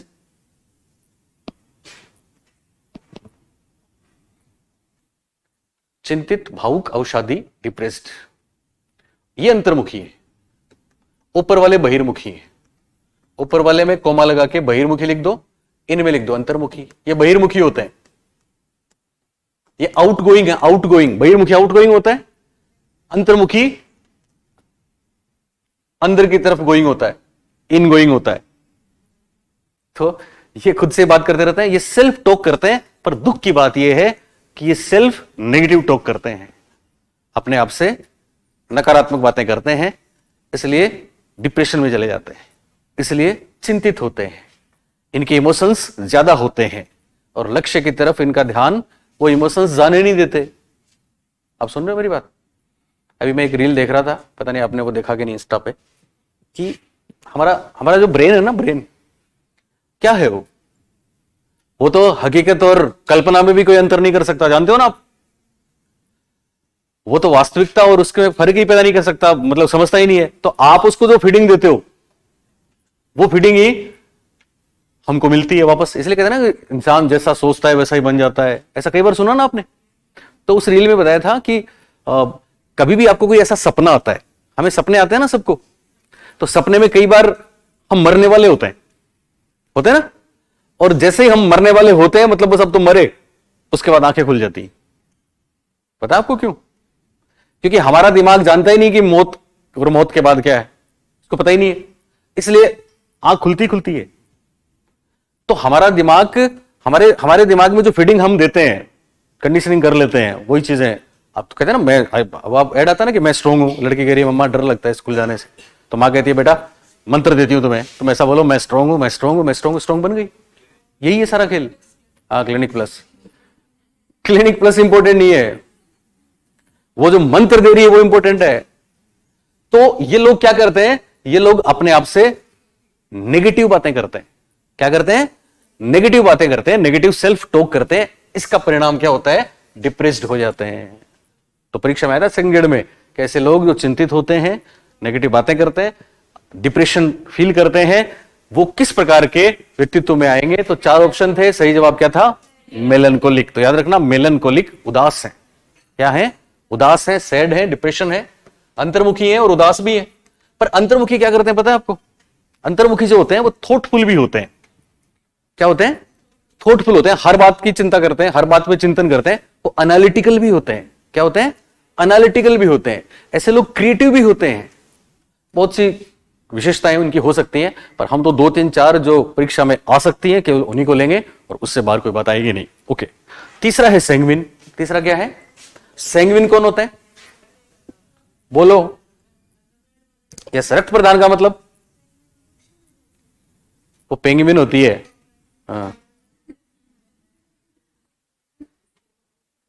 कहां मिलती है पेंगुइन? न्यूजीलैंड में ज्यादा। कीवीज बोलते हैं ना उनको। कल फाइनल, कल नहीं, आज सैटरडे है, संडे को फाइनल, परसों है। ओके, परसों देखना, मैच देखेंगे। अगर हम आए तो यहां देख लेंगे, पक्का देखेंगे। वर्ल्ड कप फाइनल है इंडिया का यार, देखेंगे तो क्यों नहीं देखेंगे। जब अनुष्का देख रही है तो हम क्यों नहीं देखेंगे। संडे को तो आएंगे नहीं, छुट्टी करेंगे। हाँ, उसका बरतारा तो हमारे भी स्टार है। ओके, तो देखो, सुन रहे हो मेरी बात? ध्यान दो। रक्त प्रदान का मतलब क्या हुआ? कि इनकी बॉडी केवल ब्लड से बनी है या बाकी कंपोनेंट्स या बाकी फ्लूइड्स हैं तो सारे। यस, अब कम ज्यादा नहीं है। मतलब देखो, साइंटिफिक भी है ये मेडिकली भी ये चीजें प्रूवन है। यानी जो सैंग्विन प्रकार के होते हैं, इसका मतलब ये नहीं कि सब उनमें 15 लीटर खून है। क्या? ब्लड की मात्रा तो उतनी है, पर क्वांटिटी तो उतनी है, पर क्वालिटी में फर्क है। ब्लड में क्या क्या होता है, बहुत सी चीजें हम आजकल जान गए। जैसे अभी धर्मा जाट को पता है, प्लेटलेट्स काउंट करवा के है, वो होते हैं ना प्लेटलेट्स। आरबीसी होती है, डब्ल्यूबीसी होती है, आरएच फैक्टर होता है, एचबी होता है ना हीमोग्लोबिन। हीमोग्लोबिन के बारे में तो सारे जानते हैं आप लोग। हमारी बॉडी में कितना हीमोग्लोबिन होना चाहिए मैडम, बताओ? 11 से लेके 14-15 तक होना चाहिए ना। 11 तक जनरली, 10 लड़कियों में 10 चलेगा, 9 चलेगा, उससे ज्यादा फिर कहते हैं भी तुम अनार खाओ, बीट्स खाओ, कहते हैं ना सर। तो आप सुन रहे हो? बॉडी, आवाज नहीं आ रही? हमारे शरीर में हीमोग्लोबिन अगर कम है, आप सुन रहे हैं, कम है तो हम कैसे होंगे? एनर्जेटिक होंगे या फिर सुस्त होंगे? सुस्त होंगे। और ज्यादा है तो एनर्जेटिक होंगे, क्योंकि हीमोग्लोबिन हमारे बॉडी के प्रत्येक पार्ट तक ऑक्सीजन ले जाता है ना। तो ये वाली बात इन्होंने बोली है कि जो सैंग्विन होते हैं, रक्त प्रधान व्यक्ति होते हैं, वो कैसे होते हैं? एनर्जेटिक होते हैं। कैसे होते हैं? एनर्जेटिक। इसका मतलब इन सब में साइंस भी है, मेडिकल साइंस भी है, तभी तो इनकी चीजें हम पढ़ रहे हैं। तो रक्त प्रधान सैंग्विन में लिख लो आप, जगह है ना, इसमें लिखो आप। एक्टिव होंगे, क्रियाशील, ये क्या होते हैं? क्रियाशील। जब क्रियाशील होते हैं तो फिर वो प्रसन्नचित भी होते हैं। आप कोई काम करते हो तो आपको हैप्पीनेस मिलती है, तो क्रियाशील, प्रसन्नचित, कोई काम करते हैं डोपामाइन रिलीज होता है। क्रियाशील, सेरोटोनिन रिलीज होता है। क्रियाशील होते हैं, प्रसन्नचित होते हैं, ऑप्टिमिस्टिक भी होते हैं। ऑप्टिमिस्टिक, आशावादी। ऊपर वाले निराशावादी हैं, लेकिन नीचे वाले तो आशावादी हैं। क्रियाशील, प्रसन्नचित, आशावादी, चंचल। ये प्लेजर सीकिंग करते रहते हैं, मतलब खुशियां ढूंढते रहते हैं, हर काम में मजा आता है इनको। अब आपको कितना प्लेजर मिल सकता है? आप कैसी चीजें पढ़ रहे हैं, और ये चीजें आपकी जिंदगी बनाने वाली हैं, फिर भी कोई उदास है तो है किस? मेरा थोड़ी है। मैडम आपका ऐसा है ना? हाँ, दे दो इनको, दे दो, पास कर दो। ओके, प्रसन्नचित, क्रियाशील, आशावादी, चंचल। चौथे फ्लेगमेटिक, माफ करें, फ्लेगमेटिक। फ्लेगमेटिक कौन है? फ्लेगमेटिक वो है जिनकी बॉडी में फ्लेम या श्लेष्मा की प्रधानता होती है। प्रधानता मतलब वो डोमिनेट करता है। और ऐसे लोग होते हैं काम। काम समझते हो? काम किसको बोलते हैं? CALM, काम का मतलब शांत। ये लोग होते हैं शांत। ये लोग होते हैं शांत एकदम, मतलब इनको विरक्त कहते हैं। ये रक्त वाले, ये विरक्त हैं। शांत, विरक्त। विरक्त कौन होते हैं? विरक्त वो होते हैं जिनको इमोशंस ज्यादा डिस्टर्ब नहीं करते, इमोशनली स्टेबल, संवेगी, स्थिर, संवेगात्मक रूप से स्थिर होते हैं। शांत, विरक्त, संवेगी, स्थिर। शांत, विरक्त, संवेगी, स्थिर। और एक छोटी सी बात और भी लिख लो, आपका जगह है ना? जगह। कोलेरिक जो है, येलो बाइल जो है, कैसे भी करके कहीं भी साइड में कहीं बना के, कुछ भी इधर बना के, ये हैं आपके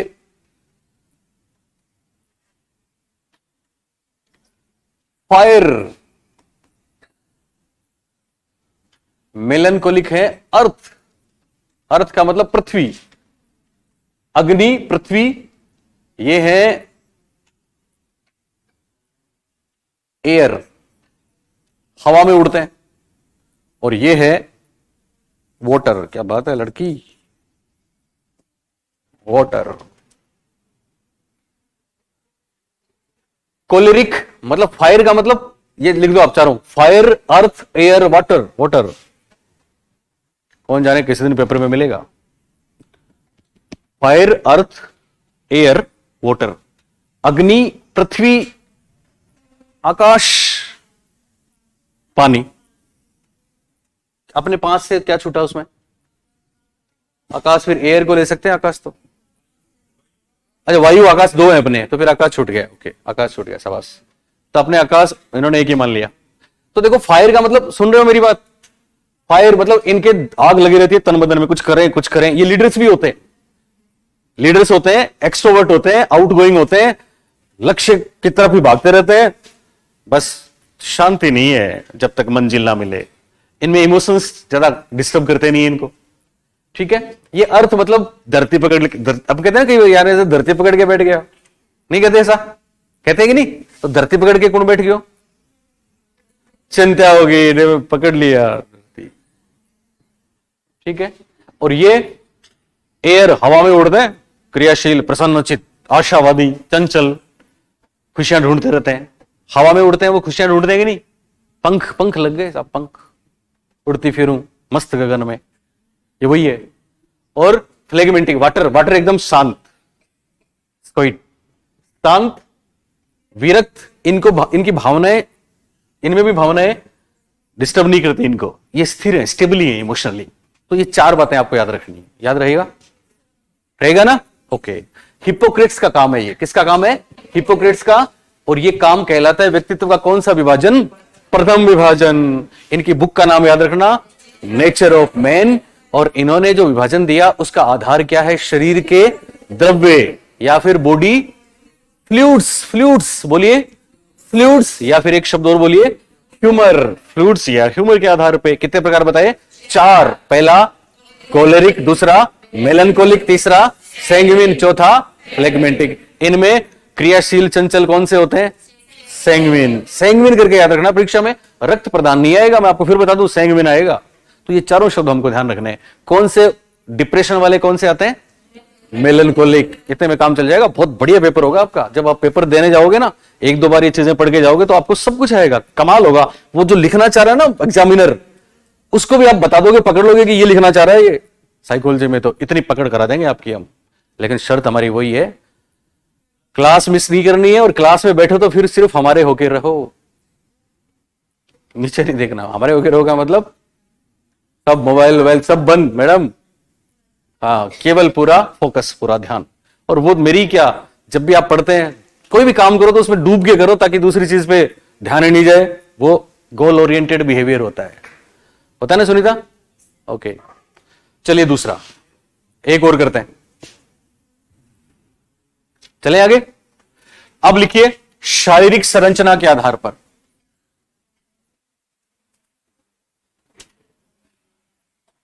या पहले क्रेशमर का नाम लिख लो, अर्नेस्ट क्रेशमर नाम है इनका, नाम लिखो, Ernest Kretschmer, Ernest Kretschmer, Kretschmer, Ernest क्रेशमर।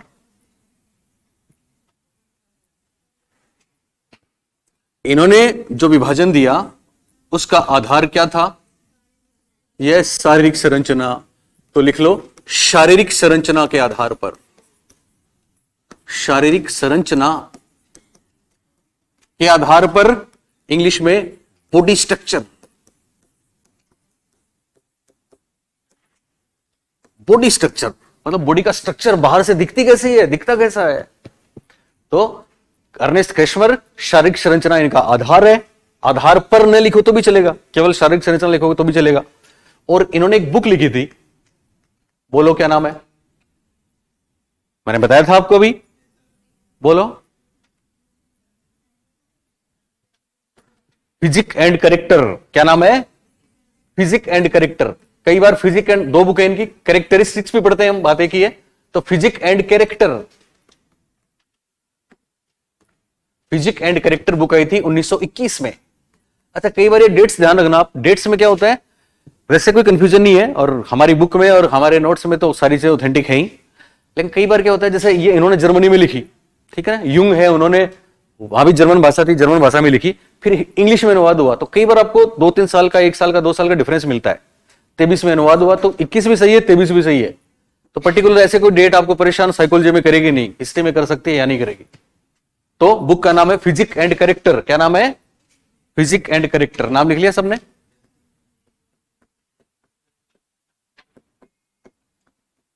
Character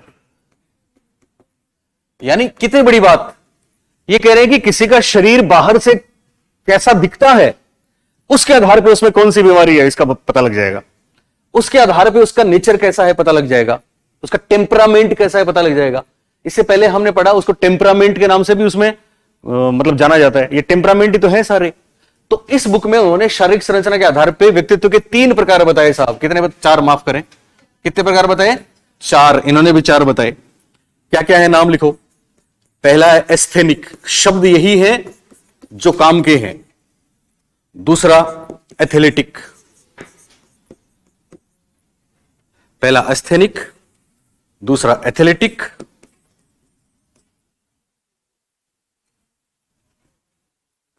पहला एस्थेनिक, दूसरा एथलेटिक,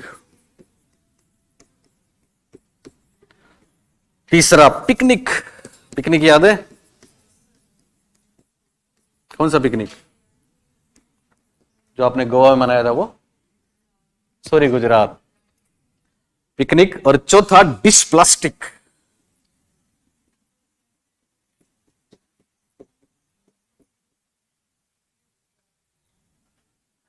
एस्थेनिक कौन होते हैं? आगे लिखना है, लंबे, मतलब शरीर दिखता कैसा वही तो है, पतले, कोमल, लंबे पतले कोमल। एथलेटिक कौन होते हैं? एथलेटिक होते हैं, ये तो स्किनी है। स्किनी एक शब्द होता है इंग्लिश में, स्किनी का मतलब होता है, वो होता है ना सीख या पहलवान, दुबले पतले। और ये होते हैं मस्कुलर, मतलब शक्तिशाली, पहलवान जैसे शक्तिशाली, मजबूत। क्या है इनका मजबूत? शरीर, शाबाश, बॉडी, क्योंकि बॉडी के स्ट्रक्चर की बात कर रहे हैं। और पिकनिक कौन होते हैं? गोल मटोल, शाबाश। बोने भी होते हैं, हाइट कम, वो लंबे, ये बोने, मोटे। और लास्ट वाले मिश्रित, कोई एक प्रोपोर्शन नहीं है, उसको मिश्रित बोलेंगे। तो ये 4 प्रकार बताए, क्रेशमर ने 4 प्रकार बताए, विशेषता भी है इनकी, एस्थेनिक, एथलेटिक, पिकनिक, डिस्प्लास्टिक। बोने, मोटे, गोल मटोल कर दो।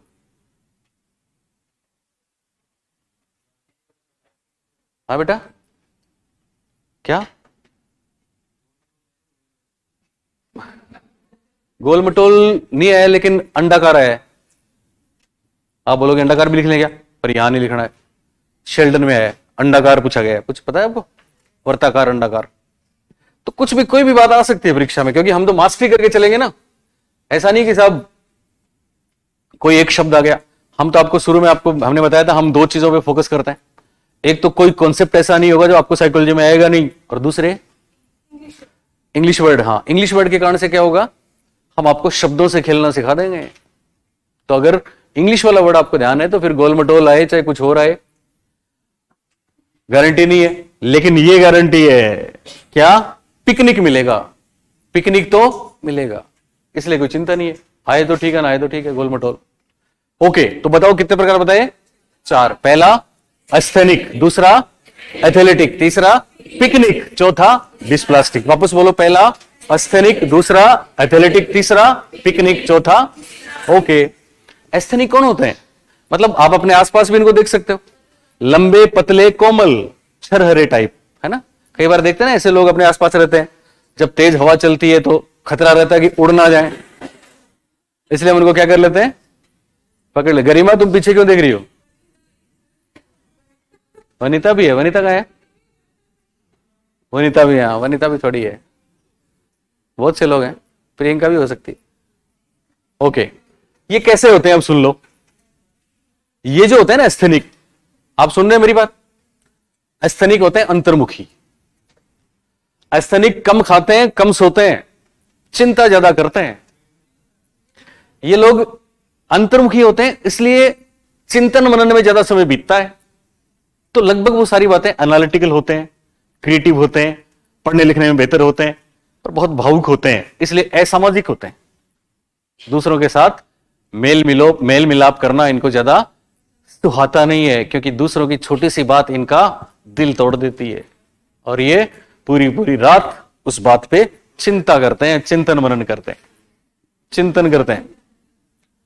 नहीं, रोते नहीं है, रोते तो दिखाते नहीं है।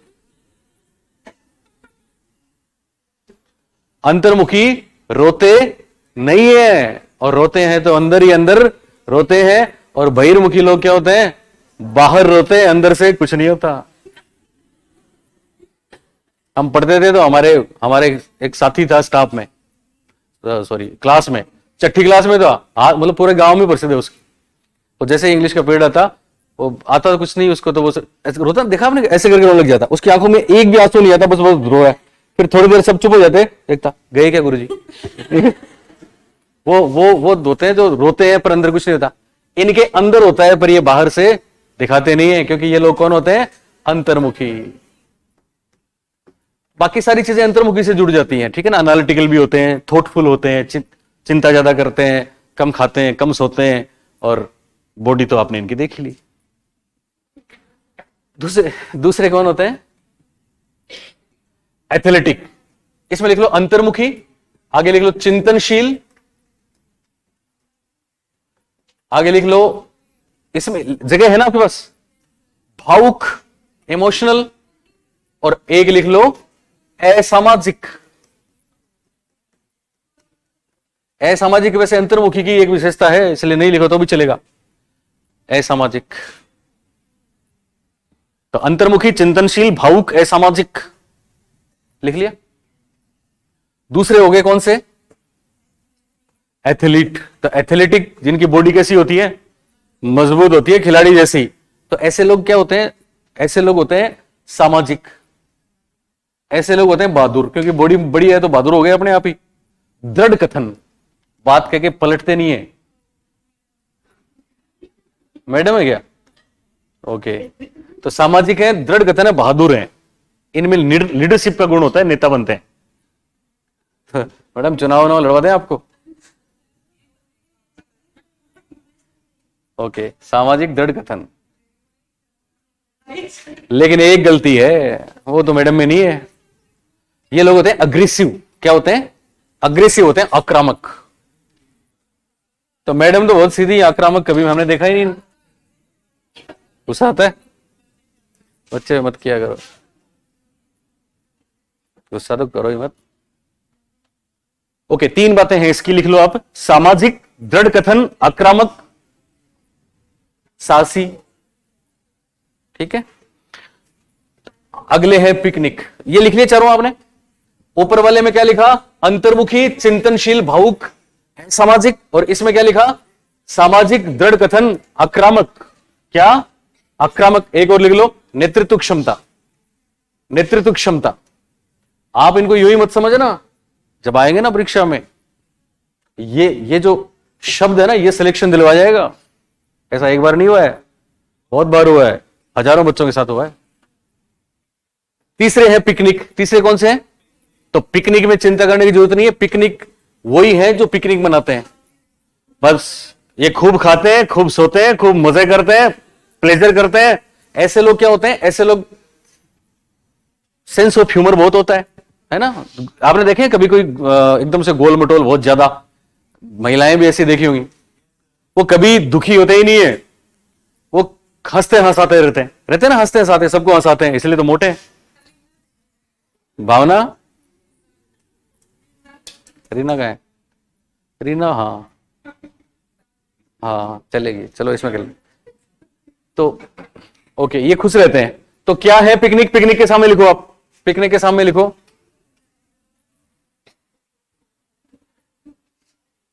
मिलनसार। हालांकि जरूरी नहीं हर बात हम पे लागू हो। मिलनसार, हाँ। मनमोजी,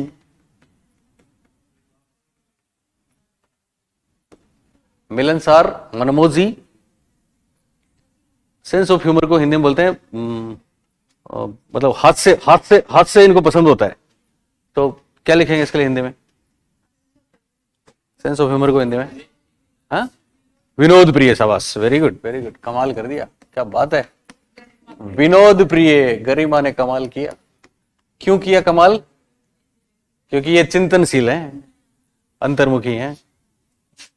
यस, विनोद प्रिय। तो ऐसे लोग विनोद प्रिय होते हैं, खूब खाते पीते हैं, खूब सोते हैं, खूब पार्टियां करते हैं, टेंशन लेते नहीं है, बल्कि टेंशन किनको ना, इनको। टेंशन किनको देते हैं? यस, अस्थेनिक को टेंशन देते हैं, क्योंकि अस्थेनिक जानबूझ के टेंशन लेते हैं। वो तो कह के भूल गए, लेकिन ये अब तक दिल से लगा के बैठे। वही वाली बात, ये रोते नहीं है, दिखाते नहीं है, दिखाने के लिए तो ये काफी है नीचे वाले। और मिश्रित की कोई विशेषता नहीं होती, क्योंकि मिश्रित में कोई प्रोपोर्शन, हाँ, फिक्स, मतलब वो ज्यादा कम नहीं होता, मिक्स्ड है। ओके, तो चार प्रकार याद रहेंगे। बोलिए किसने दिए ये नाम? बोलो। क्रेशमर। क्रेशमर की बुक का नाम बोलो। Physique and character. क्या नाम है?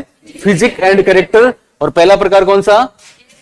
एस्थेनिक। दूसरा एथलेटिक। तीसरा सोरियो पिकनिक। चौथा डिस्प्लास्टिक। ओके, अब एक और खास बात, एक्चुअली क्रेशमर ने एक काम किया था, आप सुन रहे हो मेरी बात? और वो काम था कि इन्होंने पहली बार एक डायग्नोसिस किया 2 प्रकार के जो मनोरोग हैं। एक तो मैनिया डिप्रेशन, सुना आपने? Mania depression, manic depression. Mania depression नाम सुना है? मैनिया डिप्रेशन क्या होता है? अपने यहाँ इस पे आएगा, मैं आपको करवाऊंगा फर्स्ट ग्रेड में, तो स्पेशली डिसऑर्डर्स करेंगे अपन। मैनिया डिप्रेशन हिंदी में बोलते हैं ना, उत्साह विषाद, कभी खुशी कभी गम, ऐसा आपने सुना होगा। यानी कभी तो इंसान बिना बिना कारण ही खुश हो जाता है और कभी क्या हो जाता है, दुखी हो जाता है। एक तरफ देखो, एक तरफ हैप्पी, एक पोल तो हैप्पी, एक सैड, इन दोनों के बीच पेंडुलम झूलता रहता है। हम सब में सारी चीजें होती हैं, पर जिनमें बहुत लंबे समय तक ऐसी होती है ना, वो कभी तो अकारण ही खुश हो जाता है, बहुत खुश है, मतलब उस समय उससे कुछ भी ले लो, कुछ भी करवा लो, शेयर मार्केट में बड़ा सा बड़ा इन्वेस्ट कर देगा, बड़े से बड़ा बंगला खरीद लेगा, ये ओके, उधार लगे ओके, फिर सैड हो जाएगा, तब डिप्रेशन में आ जाएगा। ये मैनिया डिप्रेशन कहलाता है। क्या कहलाता है? Mania depression. और एक इमोशंस के कारण इधर तो सेंसिटिव है, आप सुन रहे हो मेरी बात, और इधर कूल है। कभी तो बहुत ज्यादा इमोशंस आ जाते हैं और कभी एकदम, वो कहते हैं ना उसको, बिना इमोशंस के हिंदी में क्या शब्द है?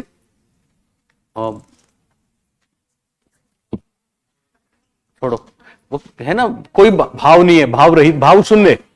कभी भाव शून्य हो जाता है, कभी भावनाएं बहुत ज्यादा आ जाती हैं।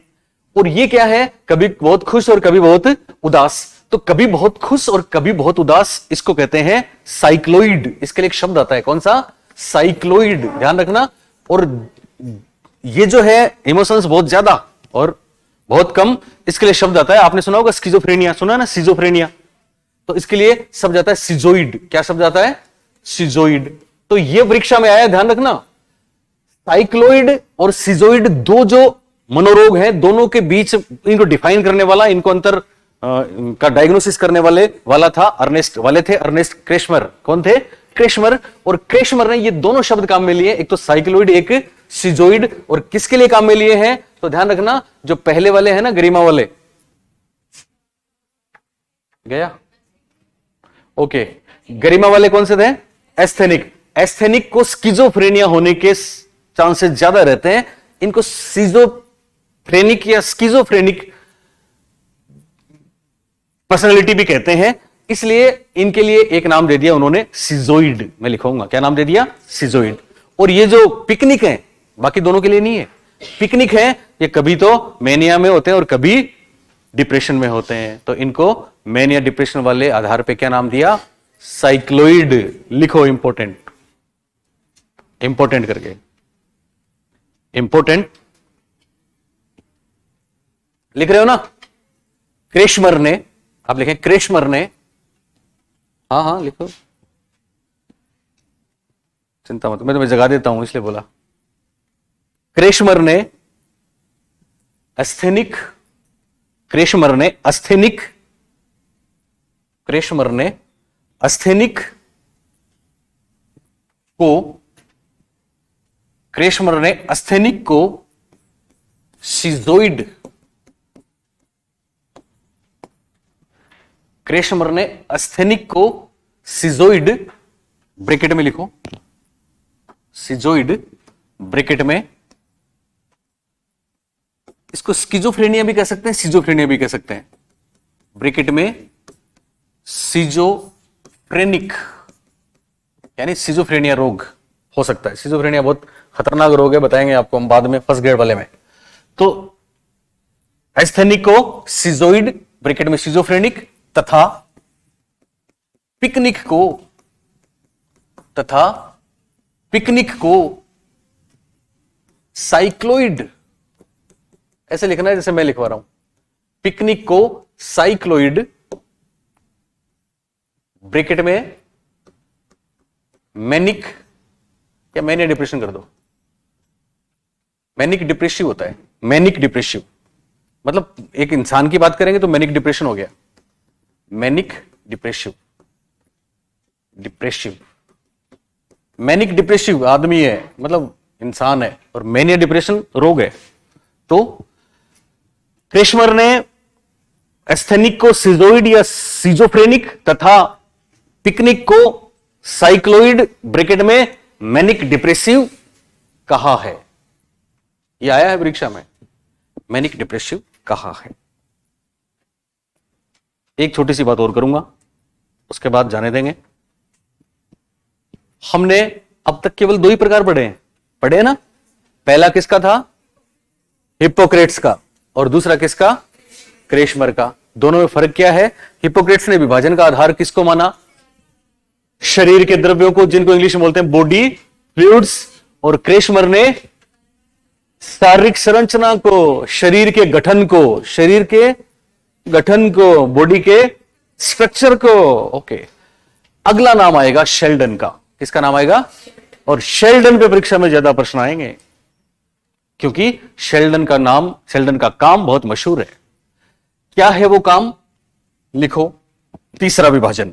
अब अच्छा, सबका नंबर ऐसा नहीं लिखना है दूसरा तीसरा, केवल प्रथम याद रखना है, अंतिम याद रखना है, बाकी तो चलते रहेंगे। सुन रहे हो मेरी बात? ओके, तो अब आप नाम लिखिए।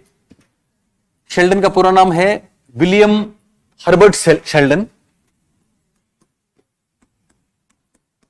William Herbert Sheldon. Ernest Kretschmer Germany के थे, विलियम हर्बर्ट शेल्डन अमेरिका के। William Herbert Sheldon. मैंने आपको क्रेशमर की बुक लिखवा दी थी, क्या नाम था बुक का? फिजिक एंड कैरेक्टर, और उनकी बुक हिपोक्रेट्स की नेचर ऑफ मैन। शाबाश। तो विलियम हर्बर्ट शेल्डन इनका नाम है। नाम लिखा।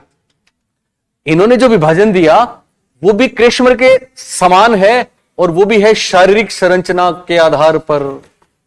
विभाजन का आधार क्या है? शारीरिक संरचना। इनका विभाजन का आधार भी क्या है? शारीरिक संरचना। ये यूएस के, जहां पे लिखने की जरूरत होगी मैं लिखवा दूंगा, वैसे यूएस के हैं ये, यूएसए। पहले वाले जर्मनी के थे क्रेशमर जर्मनी के थे, पहले वाले ग्रीक थे, है ना। जो पुराने जो फिलोसफर होते हैं मोस्टली वो सारे ग्रीक ही हैं। अर्नेस्ट क्रेशमर जर्मनी के थे, और पहले वाले ग्रीक थे कौन? हिपोक्रेट्स। फादर ऑफ मेडिसिन भी माने जाते हैं वो। डॉक्टर जब बनते हैं तो सब उनको अपना देवता मानते हैं, जैसे फादर ऑफ सर्जरी माने जाते हैं अलग लोग। तो शारीरिक संरचना आधार दो लोगों का है, एक तो अर्नेस्ट क्रेशमर, दूसरा विलियम हर्बर्ट शेल्डन। लिखा सबने? विलियम हर्बर्ट शेल्डन लिखा। इनका आधार क्या है? शारीरिक संरचना है। बॉडी स्ट्रक्चर लिखने की दोबारा आवश्यकता नहीं है। ओके, अब खास बात, और बहुत खास बात सुने। इन्होंने क्या किया पहले सुन लें।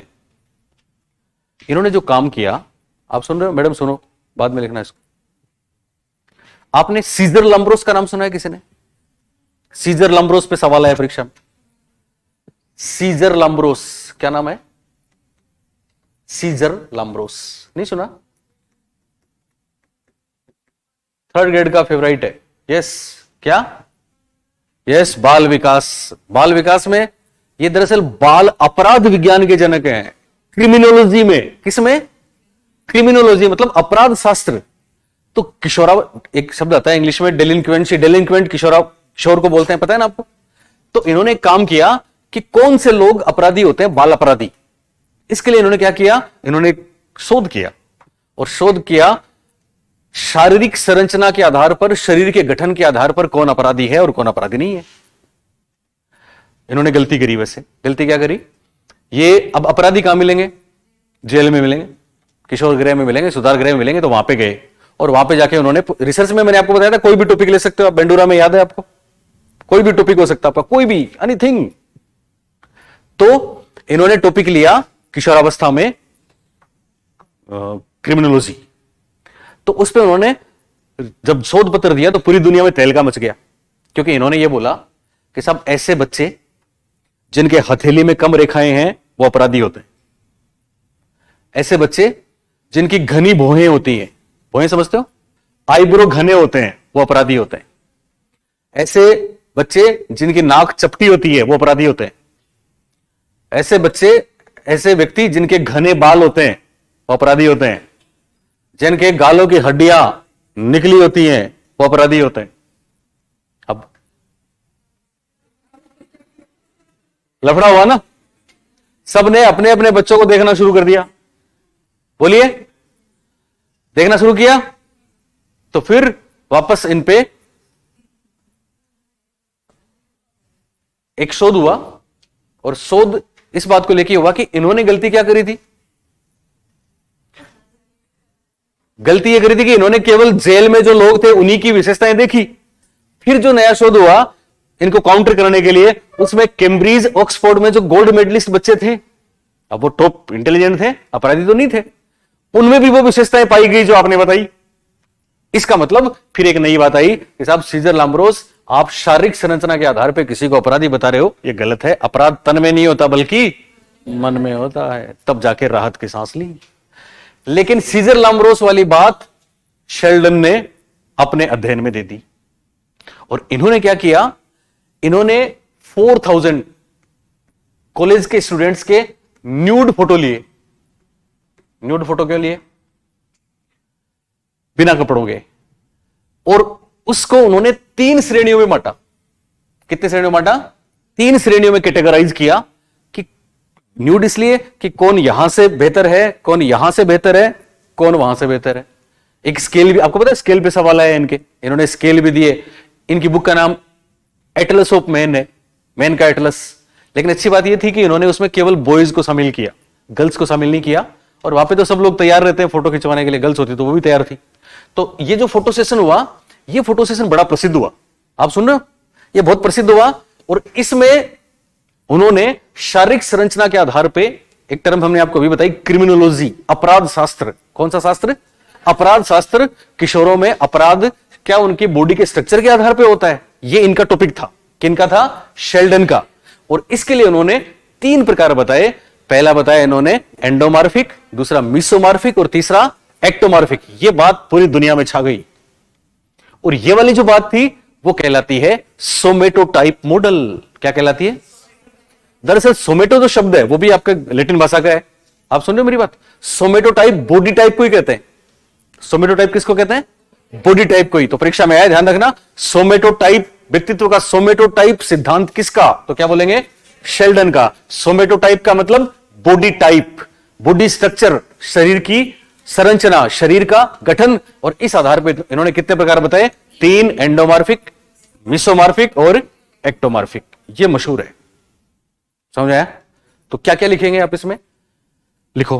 क्या ये लिख लिया आपने? ये संरचना लिख लिया? ओके। इसके बाद आप लिखें, एक स्टेटमेंट लिख लें आप, मतलब वैसे लिखें।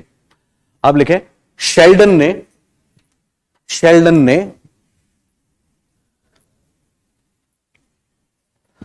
बाल अपराध विज्ञान के जनक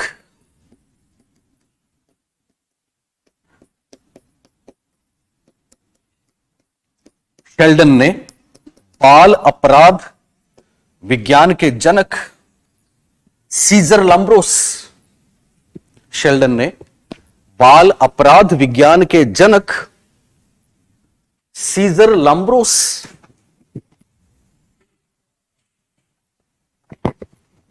बाल अपराध विज्ञान के जनक सीजर लाम्ब्रोस से प्रभावित होकर, सीजर लाम्ब्रोस नाम लिखना इनका पूरा, सीजर लाम्ब्रोस से प्रभावित होकर व्यक्तित्व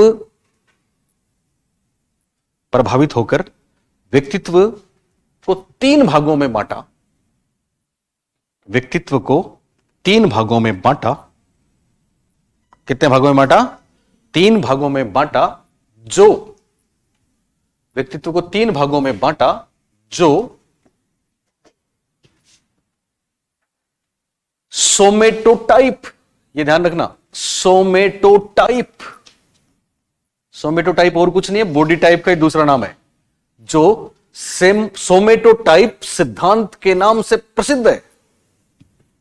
जो सोमेटोटाइप सिद्धांत के नाम से प्रसिद्ध है।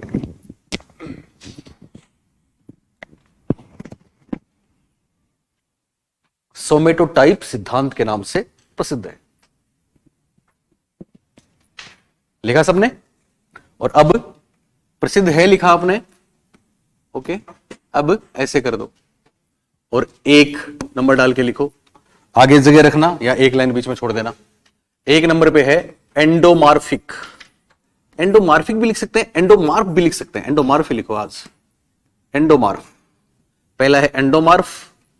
आपको याद है वो भ्रूणावस्था में, एम्ब्रियोनिक स्टेज में 3 लेयर होती हैं, वो यही तो होती है 3। ओके, पहला एंडोमॉर्फ, दूसरा मीसो की मीजो, एक ही बात है, मीसोमार्फ। और तीसरा प्रकार एक्टोमार्फ।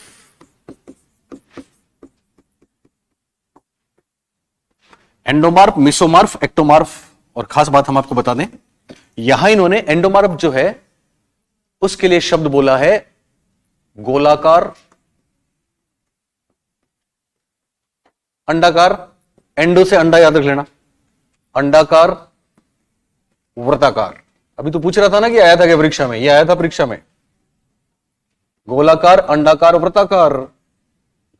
और मिसोमार्फ के लिए आयताकार शब्द काम में लिया, आयताकार। और एक्टोमार्फ लंबाकार।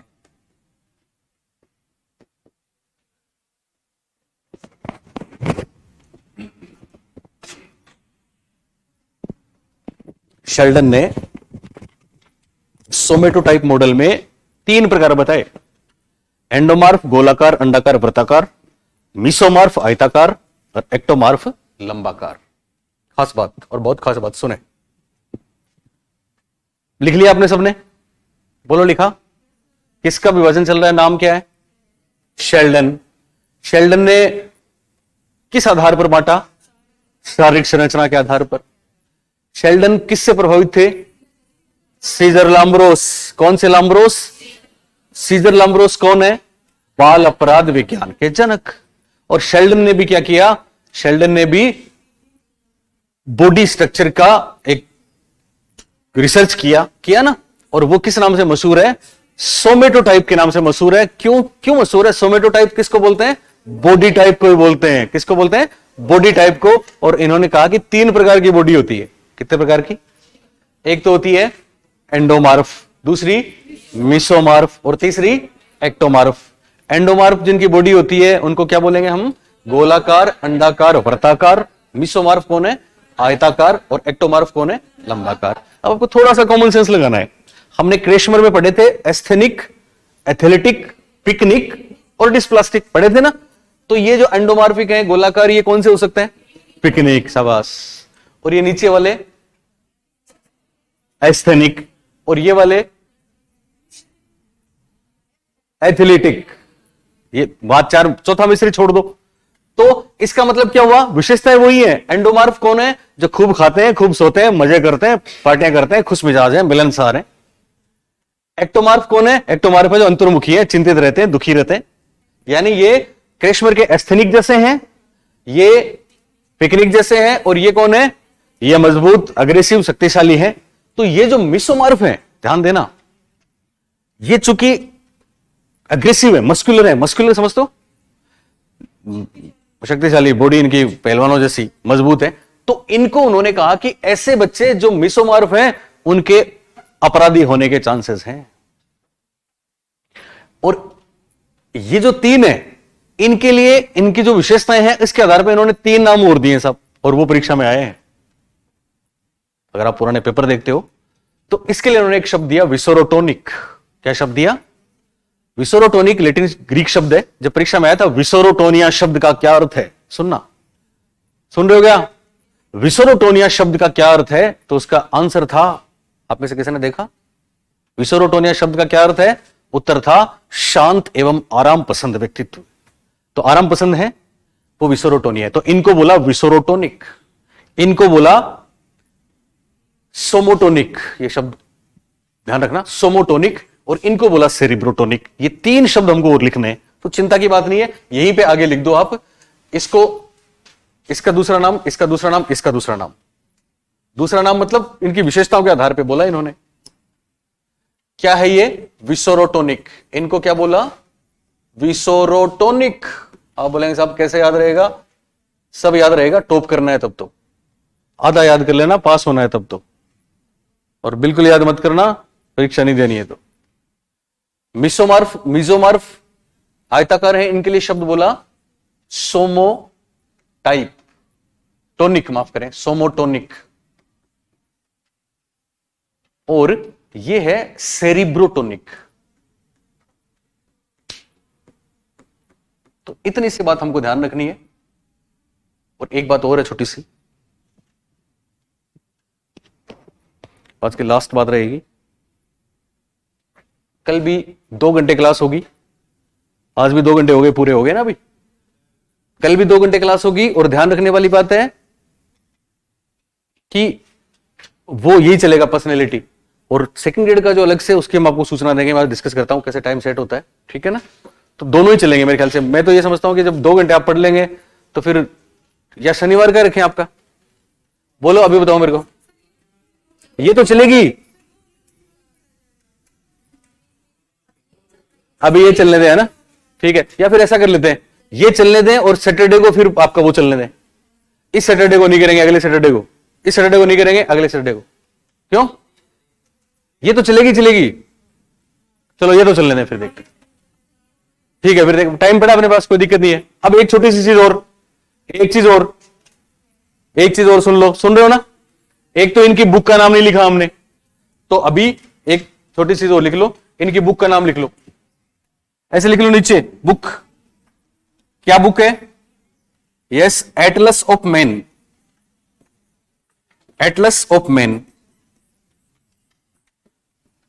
और एटलस ऑफ मैन आई थी 1954 में, 1954 में। बुक किसकी है? एटलस ऑफ मैन शेल्डन की है। और इस बुक में उन्होंने जो अभी हम बात करें ना बॉडी का स्ट्रक्चर है, कहां से मेजरमेंट किया इन्होंने, और उसकी एक स्केल दे दी। उस स्केल पे मेरे को याद है अभी एच टेट नहीं, माफ करें, हिमाचल टेट हुआ था इससे पहले, इससे पहले वाला जो हिमाचल टेट हुआ था वो पेपर उठा के देखना, उसमें आदर्श स्केल पूछी थी शेल्डन की, 444, शाबाश, याद है, याद है आपको, 444 पूछा था उसमें। तो आपको ध्यान रखना है कि ये जो एटलस ऑफ मैन है ना, आप सुन रहे हो मेरी बात, इसमें उन्होंने एक स्केल दी है। क्या दी है? स्केल क्या होती है? किसको नापा? किसको नापा? यस, कपड़े को नहीं बल्कि बॉडी को। किसको नापा? बॉडी को। और कितनी जगह से? 3 जगह से, 3 जगह से मापा, और 1 से लेकर 7 तक नंबर दिए। कहां तक नंबर दिए? 1 से 7। ये जो यहां से कर सकते हैं, एक्टोमार्फिक है, सिंपल है, बहुत सिंपल है, बहुत सिंपल है। मैं नीचे लिखा दूं, नीचे लिखा दूं, नीचे लिख लो, बुक का नाम लिखा, नीचे लिखो, नोट, नोट, नोट शेल्डन ने, नोट शेल्डन ने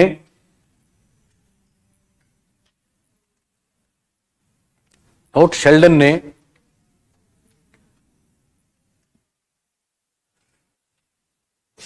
एक स्केल, शेल्डन ने एक स्केल बताई, शेल्डन ने एक स्केल बताई जिसमें, शेल्डन ने एक स्केल बताई जिसमें 1 से 7 तक अंक हैं। शेल्डन ने एक स्केल बताई जिसमें 1 से 7 तक अंक हैं।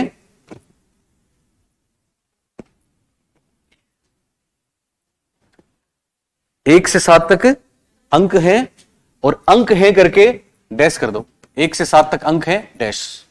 और अब नीचे कोई सा भी लिख लो, ये जो ये है इसमें हो जाएगा 7 1 1, मैं आप अभी बता रहा हूं, इसमें हो जाएगा 1 7 1, और उसमें हो जाएगा एंडोमॉर्फिक में 1 1, नहीं विपरीत, 1 1 सा सही है,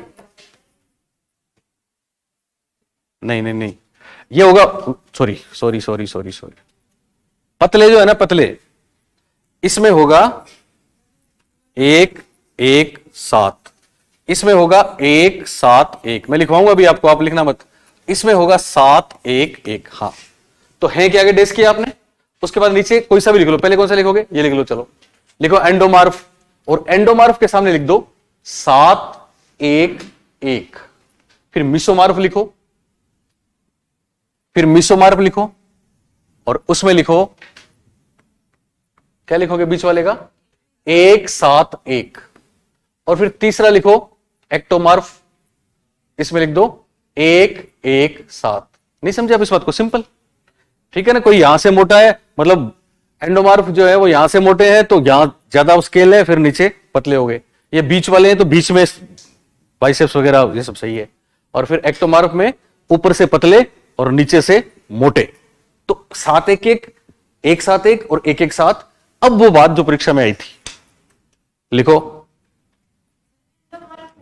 हाँ हाँ, ऊपर से बड़े माना उन्होंने। मोटे का मतलब, मोटे ऊपर से का मतलब इनका यहां तक है, ऊपर से का मतलब यहां तक है, और ये थाइज है, और फिर बाकी फ्लीट है। तो यहां मोटे मोटे माने तो यहां तक मोटे हैं। बात समझ आ रही है आपको?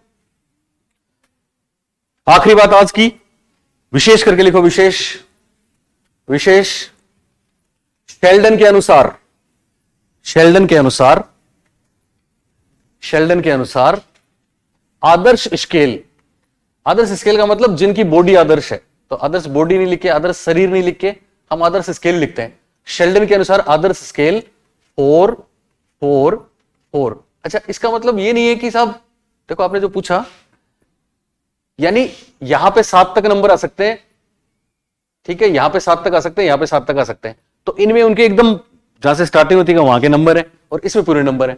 इसका मतलब एंडोमॉर्फिक में नीचे तो मार्क्स बढ़ते नहीं है, ऊपरी मार्क्स बढ़ते हैं, इनमें बीच में मार्क्स बढ़ते हैं, और इनमें नीचे मार्क्स बढ़ते हैं। बात समझ आई? ओके, तो आदर्श स्केल क्या लिखा? 4 4 4 बताई शेल्डन ने। आदर्श स्केल 444 नहीं होगा, 4 बताइए। तो ये एक एक्स्ट्रा बात याद रखें, बहुत सिंपल सी बात है, ठीक है ना, एक तरीके से न्यूमेरिकल है, तो आपको ऐसे याद रह जाएगा। बोलो सुनीता, है ना? ठीक है, ओके, थैंक यू।